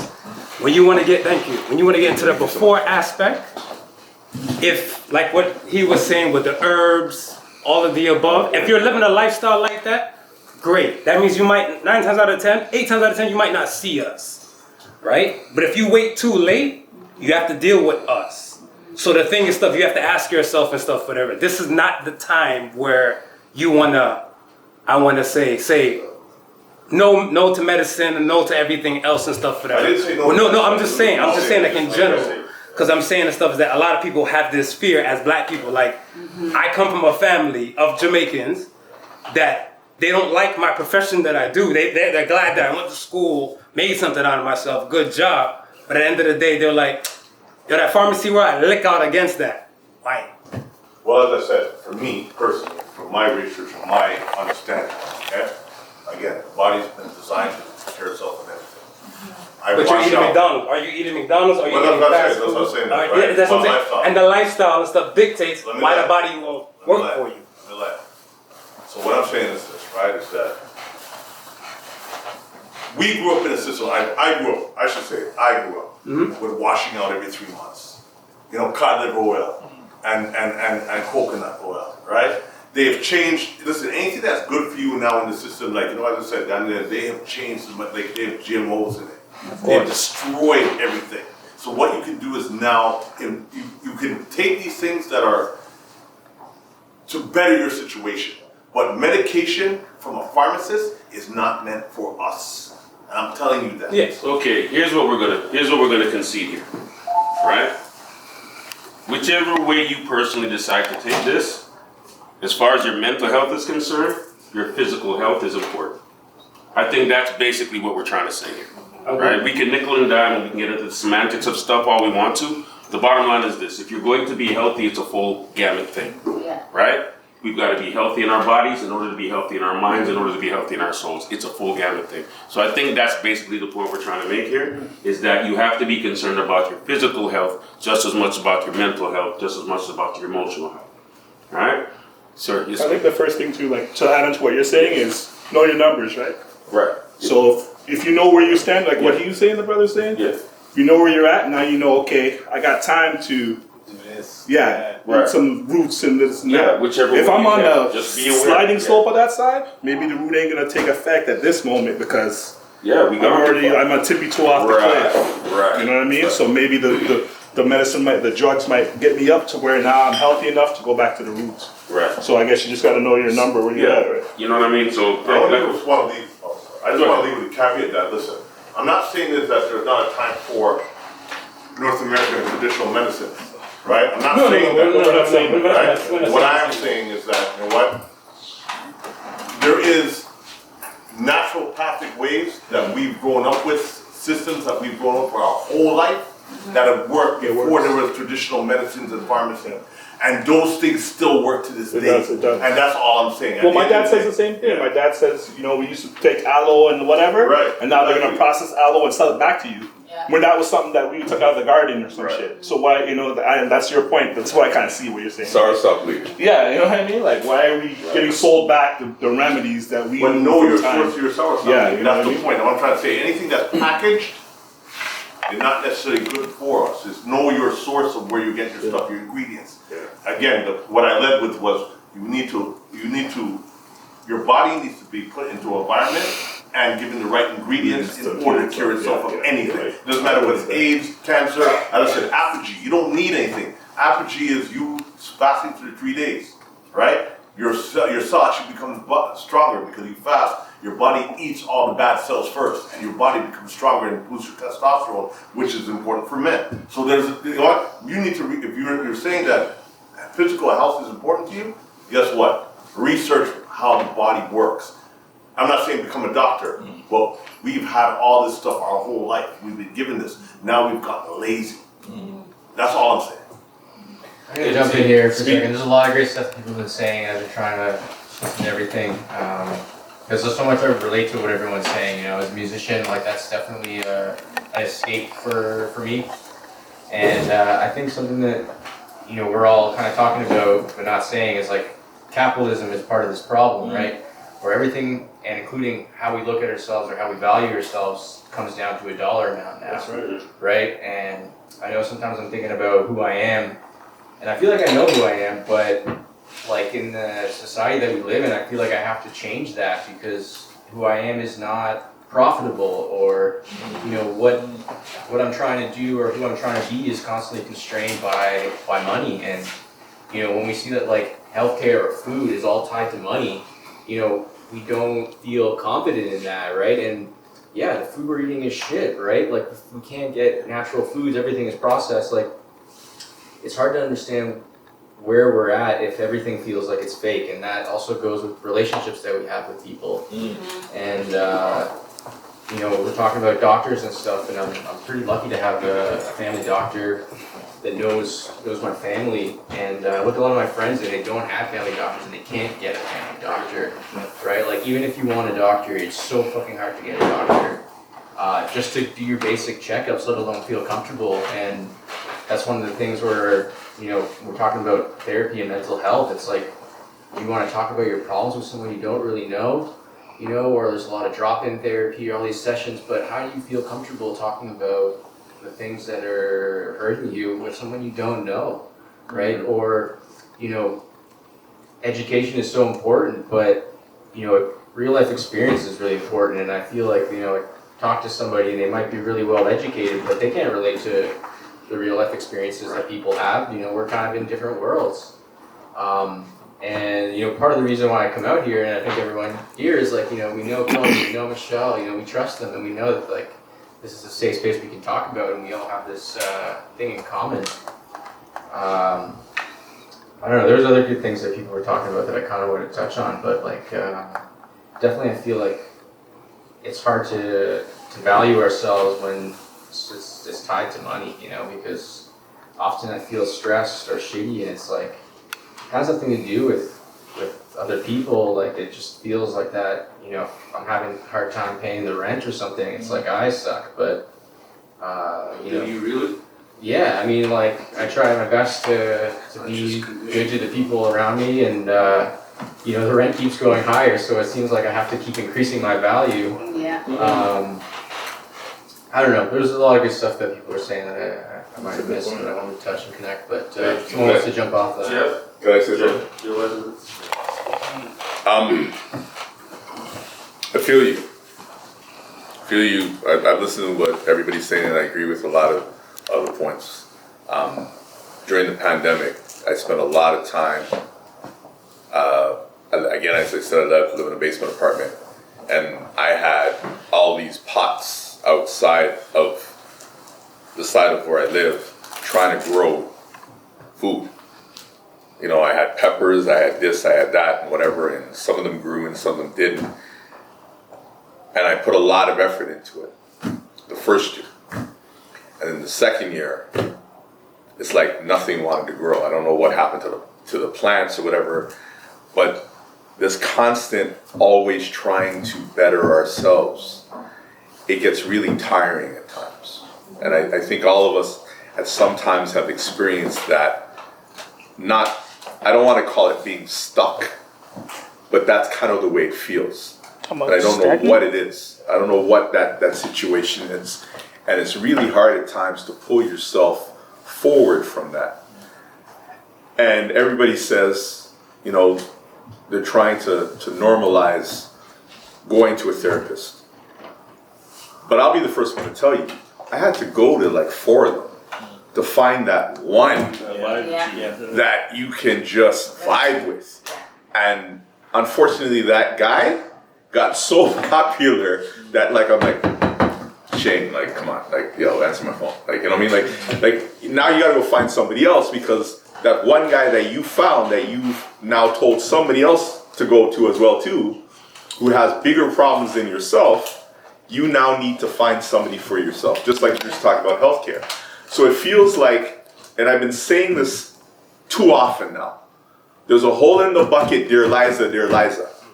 And you go around the circle trying to fix all the stuff that you need to fix on your own or with somebody else, just to come back to, there's a hole in the bucket, dear Liza, dear Liza.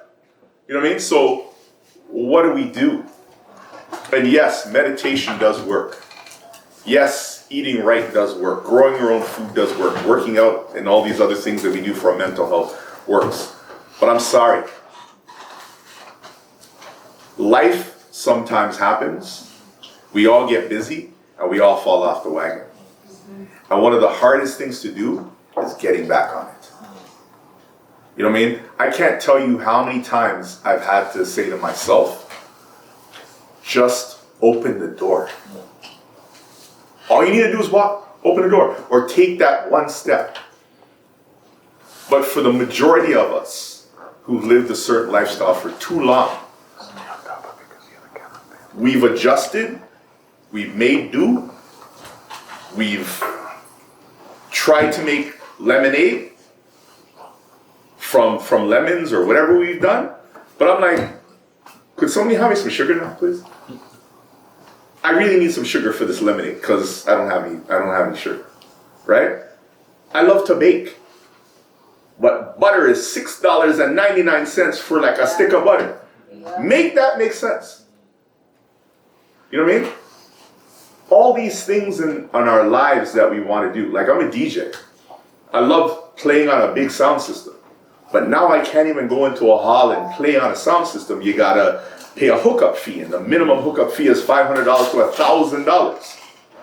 And all they're gonna do is wheel out a double JBL 18, 15 sometimes, and say this is what you gotta play off of, and you can't bring anything else in there. So that escapism that I once had of playing on the system, and I mean, Kinetic knows what I'm talking about. When you see that amplifier is hit, that 500, you know, the crown amplifier, and you hear that. It makes you, it's just like, you're like, you feel good. And now I'm like, boom, this is it. Or you hear the MC, turn it up, and you're like, guy, I'm redlining, I can't do nothing more. These are all these things that we were used to doing, right? We used to grow our own food. We used to do certain things. We had, you know, sometimes you get in your car and you drive for pleasure. I have a diesel car, and I mean, like, you see the price of diesel out right now? Like, there's so many things, like, you feel handcuffed just trying to be you. And it's trying to change your orbit, and the laws of motion are very, very much the same. Anytime you try to do anything, you know, you're gonna be hit with an equal opposite reaction. And whenever we try to step out from doing what we normally do to change whatever it is we do, we are hit with that. And yes, it sounds really simple. You know, just persevere and do whatever, but we all know what that feels like. You know, life happens, and our take-home pay can't take us home sometimes. And that's it. I was just suggesting, I guess the next question and evolution of our conversation is, where is our manhood step now? What does that mean to us in this day and age, in this frontier? And because you've made a whole lot of points in terms of what our manhood was, does it change from here on in? Do we change the values that we uphold as men, and what does that mean to us today to move forward? Does everybody can get this question? Please, I want to be the first one to jump on that joint, bro, because I have a theory. And my theory is to regain what we lost, and not to regain it in its actual state that we lost it in, but it has to be reinvented because we are not what we were before. I have a thing, I'm not even going to promote it. I got a thing that I do on the internet. I call it Rude Boy Reasoning, but in one of my Rude Boy Reasons, I address something that I've been coming across numerous times over the last little bit, the rite of passage, okay? The rites of passage. That thing where your community says you're coming to a point where you are now going to be either a man or a woman. And this is what we as your community expect from you. Not only do we expect this from you, we are going to teach you what these expectations are and how to fulfill these expectations, whether it be financial, whether it be how you manage your home, whether it be how you keep your clean, whether it be what you have to do to defend your family's life, however it is, within those moments, right? These things are expectations. So as a child, you're a child. You're up underneath your mom doing your thing, proverbially speaking, of course. Doing these things with your mom for the longest time, or you're in that mothered state for that time. Fully understanding that at some point in time, like your older brother had to go through something to become a man. And not only did he go through it, but everybody came together and showed him. Whether it had been a ceremony, whether it be something that you're charged to do or charged to witness, very much like a bar mitzvah. Very much like the Adumu. Spirit walk. Very much like the spirit walk, the walkabout, these things where I know, I remember I had a Jewish friend in school, bro, and dude, this guy was looking for his bar mitzvah like it was a big deal. Big deal. And the whole time I'm thinking this guy's gonna have like a big party, but yeah, the party was there, but this guy was more concerned about, yo, I'm gonna be a man. I'm now gonna be able to go and do this stuff with my dad. And I can't go nowhere with my dad right now because I'm up underneath my mom this whole time. But once this day happens, once my ceremony comes, once everybody comes together, okay? Because with this is not just a party. There comes teachings. there comes understandings and there comes expectations as to what you're going, not just what you're going to be, but what you're going to face. You know what I'm saying? And who else to get it better from than those that came before you? You understand what I'm saying? But here's the thing though. These things aren't just, they don't just fall out of the sky. You know what I'm saying? It takes time, it takes effort, it takes a real purposeful, it takes real purposeful actions to come up with these new traditions, these traditions that we have to now build. We have to now make, we have to now invent, we have to now create, because they didn't exist before. I say this all the time, and I say it both as a curse and a blessing. I'm the firstborn outside of my country. I'm the firstborn here in my family, and I love it, but at the same time, that's a lot of bloody pressure, okay? I didn't become the doctor. I didn't go to school and go to college and I didn't do that stuff. But guess what? Yeah, they're proud of me too. They're proud now. But they wasn't proud when I didn't go to school. Okay? But here's what I'm saying though. Suppose there was an expectation that, you know what? You don't have to particularly go to school, but you have to make a choice. Not saying that the choice can't change. Not saying that later on down in your life you won't want to be something else and not have the ability to do that, but you're going to learn how to choose something and see it through to the end and become something. Remember you were talking about earlier about when we were asking about planning and yes. This is exactly. This is what I was. I didn't get that. That's why I'm just kind of, you can just flow through life. Yes. This is what you're talking about. This is kind of where I was. I'm going to be honest. I was in a lot of ways not trying to steer the conversation because I realized that, you know what I mean, it was open, but there are things that I particularly feel that we need to address. Okay? And one of the things we need to address, not just as per se black people, but people who are here now, where things were not the same as they were before. That we have to understand that, you know what, congruently going on forward, there are certain values we need to make sure make the cut. That we need to make sure this stuff, it becomes a core value of us, as opposed to just something that we fantasize and say, oh, it's great in a story, it's great in a book. You know what I'm saying? But yo, I would have loved to have known that, you know what, brother? Guess what? At 15, boss, I'm not saying that you're going to stop watching cartoons, brother, but you're going to start viewing things different. Yeah. You're going to start viewing things different. Because you have to. Because the world views you differently now, brother. You know what I mean? You're in the mirror fixing your little mustache and stuff like that, thinking, man, I can't wait until they connect to the bottom. Yo, everybody else is looking at you like you a hairy beast. Just pencil it in. You just don't know. Yes. Yes.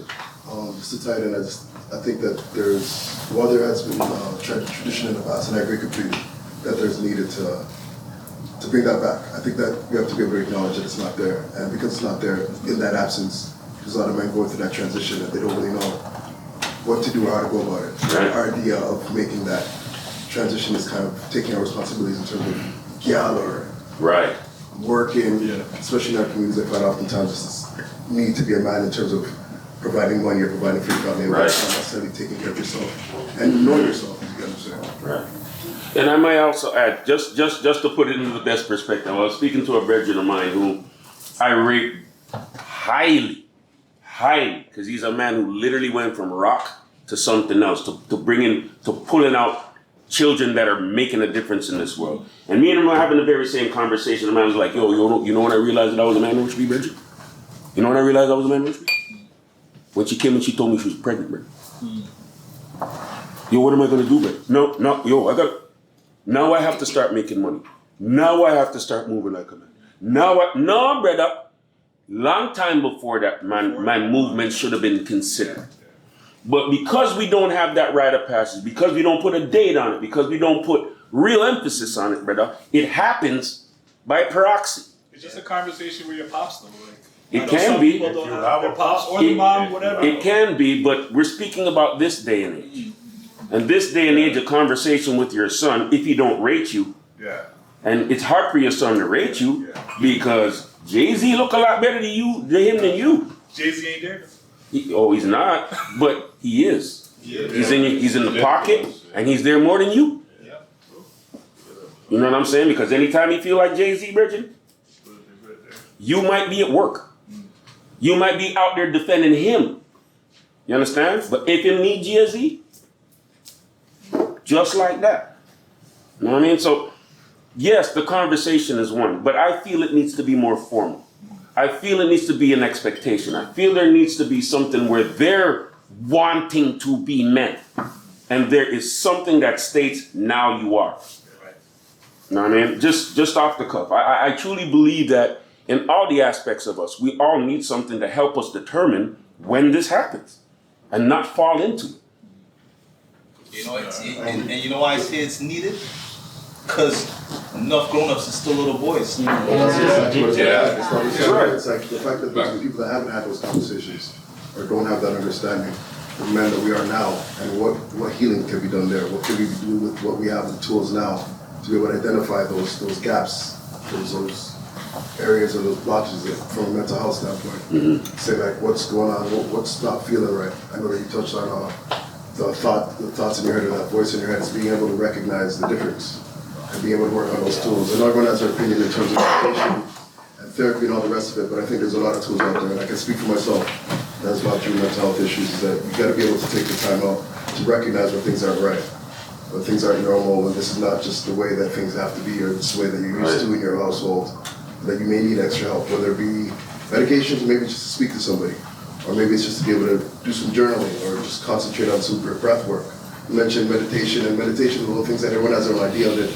And it's not necessarily crossed legs and and all the rest of it. Sometimes it's just being able to focus on your breath, go back into your body, get out of your head a bit. And the more that you concentrate on that, the more it kind of allows you to slow down your heart rate. You know, maybe you might be feeling tense or you're kind of feeling lightheaded, something like that. It's kind of being able to recognize those physical things. The same way that we do when we go to the hospital, we only go when there's something serious and physically.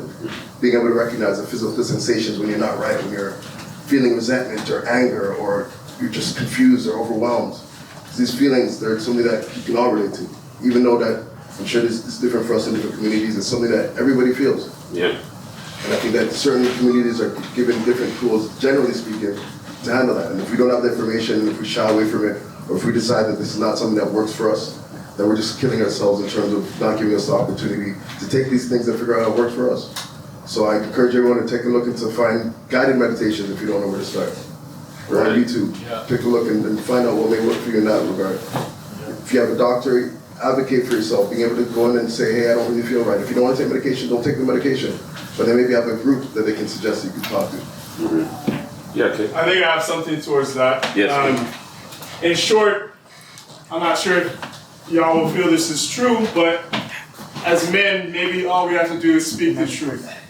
Just that alone. Can everybody say the truth for themselves and how they feel every day in every situation? If we can start there, I think we can make a move more positively to what we officially want for ourselves and for others in our life.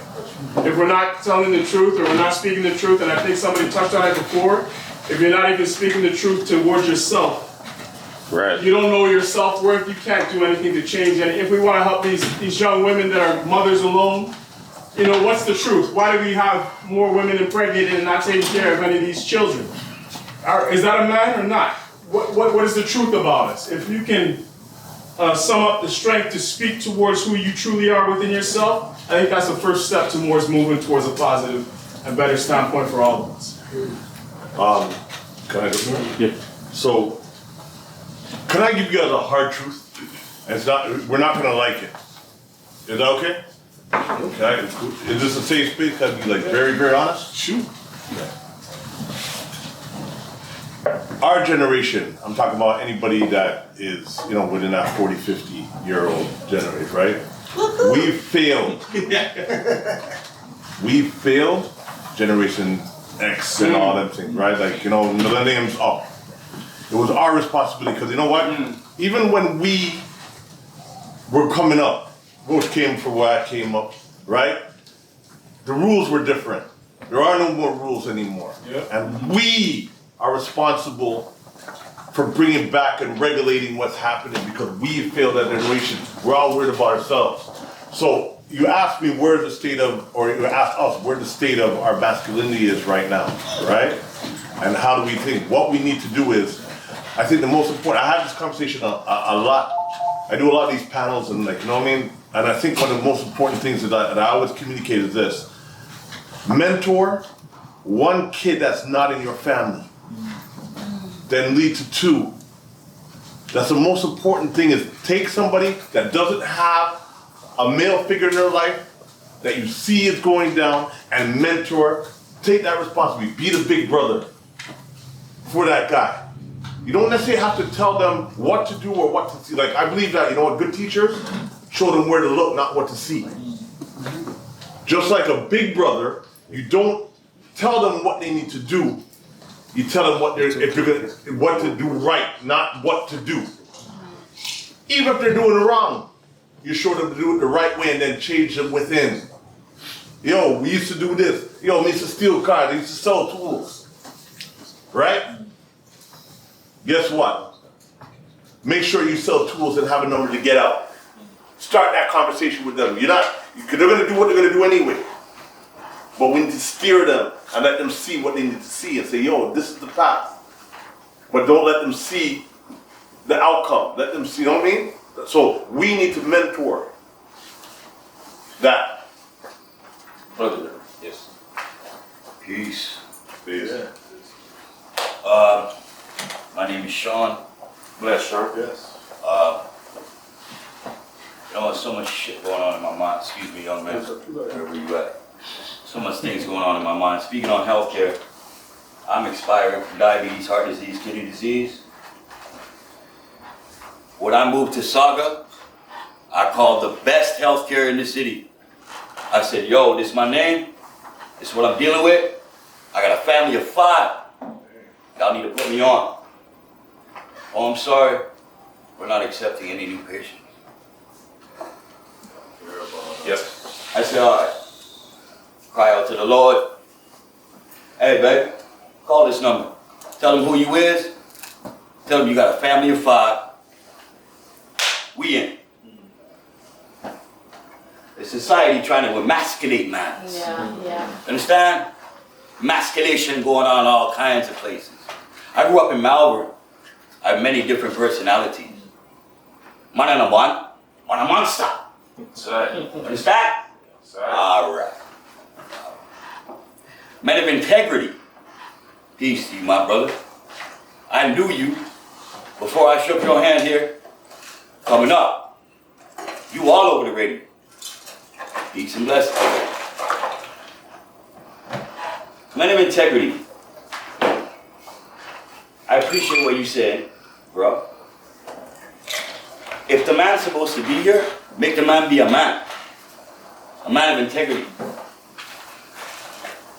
I could show my youths about how I used to hold a certain uncertain thing, and how I used to be able to break this, and how I used to be able to chat that gal, and how I used to have more gal. You know, what does that mean? Right, who are we now? We must be men of integrity. I have a lot of problems dealing with things in the past. Because the past, the specter of the past still haunts a man. Especially when he expired. The doctor said, no, you ain't got no time. But I let God be true. Every man a lie. Every man a lie. I want to encourage every man in here, even the women too. Everyone's a leader in their own right. Even the elder. God has not forgotten you.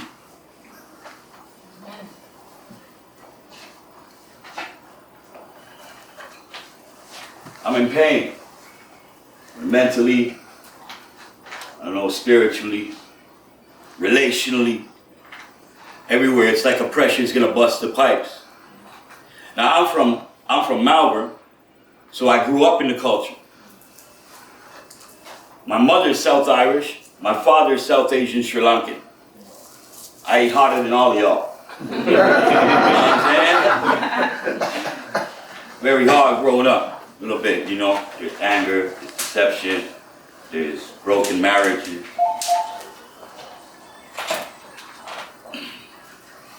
Let it up, brother.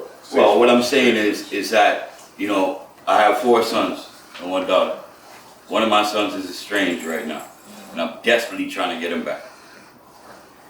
Coach, you got these kids up, man. They got them. I don't know what to do but to cry out to God. I'm not here to preach.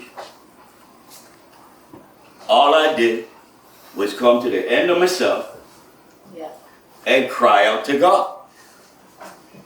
We know his name. That's all I did. Drummy, Boney M, right? Psalm 19, fam.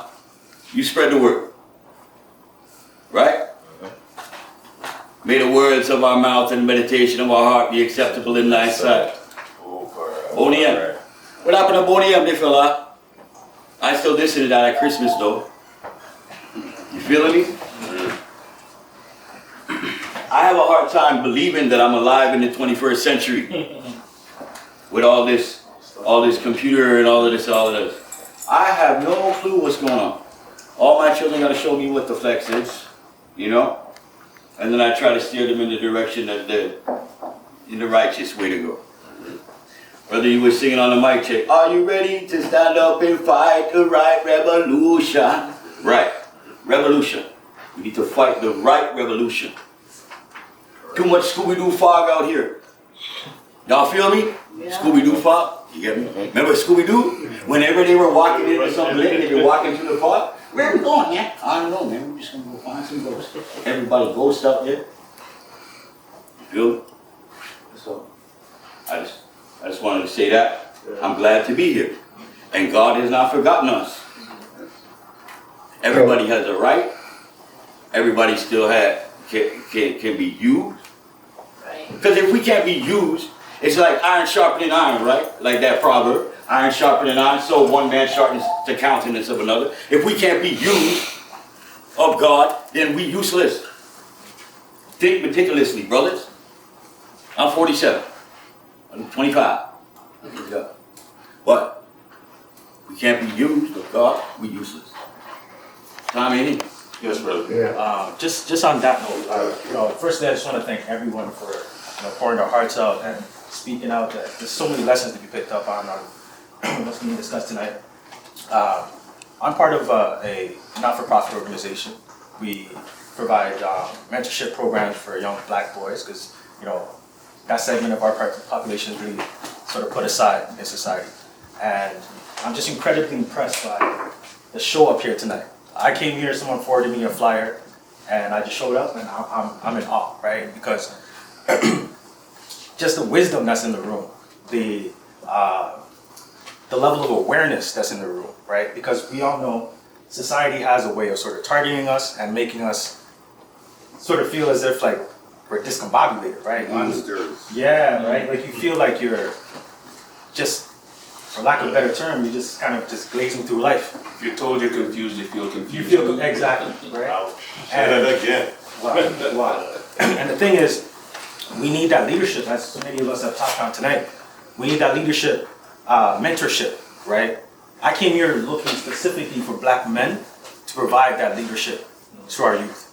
And this room is an example, a perfect example of where we need to go, right? And the examples we need to set for those that are coming after us, right? Most of us, black don't crack, so most of us look very young. I don't know how old you guys are, but it's just amazing to see the wisdom that's in this room, right? So I just say that to say this, guys. Thank you for giving this opportunity for me to witness this. I know growing up as a young man, I didn't have the best influences in my life, but I try to make the best of things. And if you perceive it in this room, most of us grew up with maybe the wrong conditions, but we all tried our best, right, to make the best things out of what we had. And that's one thing we have to really recognize is that though we may be given those lemons, but we always make lemonade. We always make something better of ourselves, right? That pressure that's given to us, cliche to say pressure makes diamonds, but truthfully, if you look at our the environment that we grow up in, they're not always the best, but always the best comes out of it, right? So, I was thinking as men, all you guys were speaking, and the lady here was speaking, there's a, I think it's Ecclesiastes 7:7, it says, what does it say? It says, surely oppression maketh a wise man mad, right? it's okay to be mad. Why? Because if you're getting poked, it's a natural reaction to feel that way, right? Society is doing this thing that's making you feel like feeling is wrong, right? And so through that, they tell you, oh, someone said a term earlier about a sissy man or something. I forget what the term was, but a simp, right? A simp, right? Listen, like you said earlier, there's nothing wrong for a man to step up, to be with a woman with a child, and be there as a father. Absolutely. But society makes you feel as if, oh, I'm a simp now. Nah, you guys are looking at it from the wrong perspective. And the thing what's happening is, you know, they put all these social media things all in place to distract us, to make you feel a certain way. But, you know, seeing the example I've seen in this room, we are all aware. And we have to change that narrative. We have to put the first foot forward and say, nah, we're not going for that, right? And so, guys, like, I'm about to head out, but I would love to connect with every one of you. I'm gonna leave my information with you. Leave it with the wife? Yes, I will. Right? That way, you know, we can build and connect and make these types of venues Spaces. a normal thing, right? If we don't make it normal, then our youth won't have this. Thank you, brother. Thank you. What's the You know, we won't have this. organization name? LJ Legacy Impact Foundation, right? LJ Legacy. LJ Legacy Impact Foundation.org.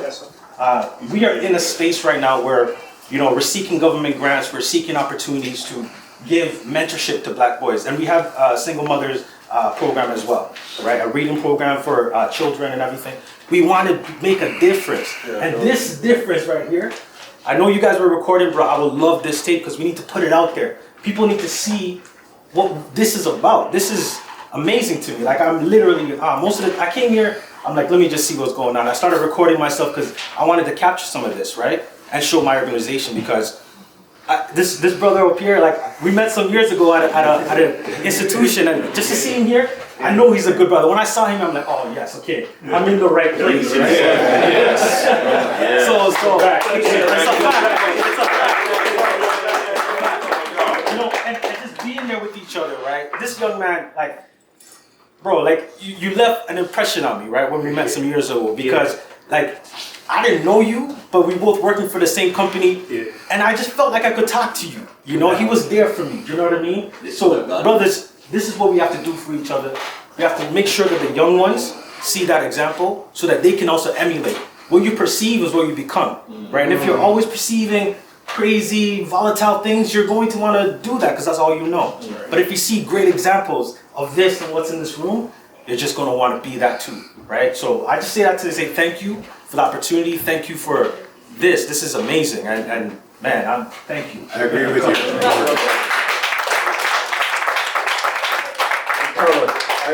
Kolor, I want to address something you said earlier, and it come up a lot tonight, is do we really know ourselves and knowing yourselves? How many of us get that answer wrong?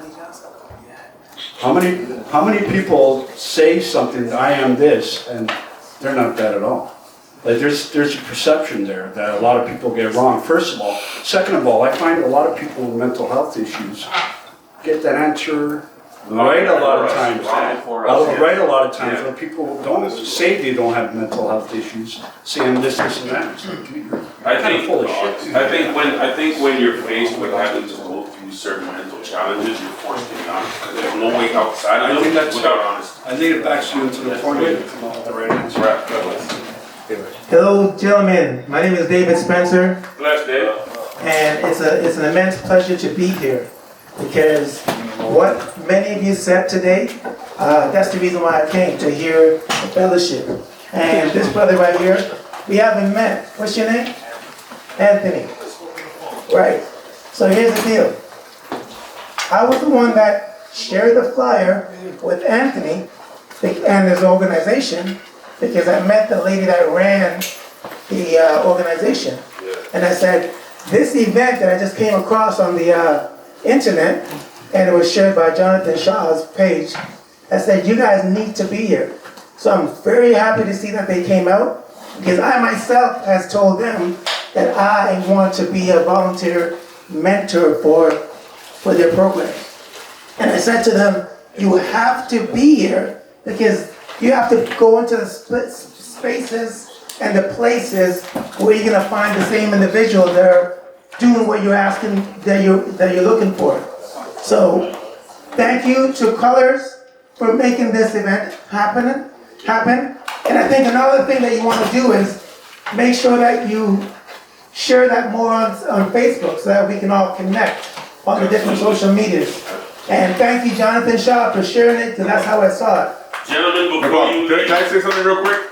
Real fast? Okay, before you guys go, okay, you asked a question about boys turning to men. There are a couple of groups that actually do that. There's actually one called the ROPE program. It is the Rites of Passage Experience. You can Google ROPE program and you'll get to it. It's also experiencelifecs.com. For other sort of mentoring groups that deal with men as well as women in the Black community, there is rootscs.org, that's out of Brampton. If you're in the Malvern area, there's also Tai Bu that also does a lot of work within the community as well too. If you identify as Indigenous, there's a lot of organizations down in the Regent Park area as well as like right beside police services as well too downtown for those individuals who are looking for that sort of assistance. But if you Google it, you will find it. There are many groups. It's not like, let's say 10 years ago where there's like nothing. But again, as more and more of these spaces increase, there is help for you out there, but you have to seek it. We no longer need to suffer in silence. Now, before Jonathan Starr leaves, I'm going to make sure that all the stuff that he said is written down in the book so that you guys can reconnect with us and get this information. We are building a database of information where you can find things in order to reach out. If you have any of this information, please, before you leave, see the wife. She's the archiver. She'll get all of that stuff sorted out. And furthermore, listen, we spent money on food, bro. Don't leave here without eating something, please. Okay? And the whole point for today was not for you just to come and talk and boogie. We're going to be here, fellowship a little bit more after this is done, and we're not actually done yet, but you know what I'm saying? Like, this is what it is, you know what I'm saying? And more than anything else, I would like this to be congruent. In case some of us don't read, congruent means I want to do this on a regular basis. Okay? I don't know where the frequency is at this moment, but please connect with Kolor, KOLOR_INC Inc. on Instagram. Or just Google Colors with a K, you'll find us, and all this information from tonight will be made available. And I guess they're gonna start playing some music and everybody getting up and moving. And we gotta take a group shot. Gentlemen and ladies, thank y'all for coming out, sincerely speaking.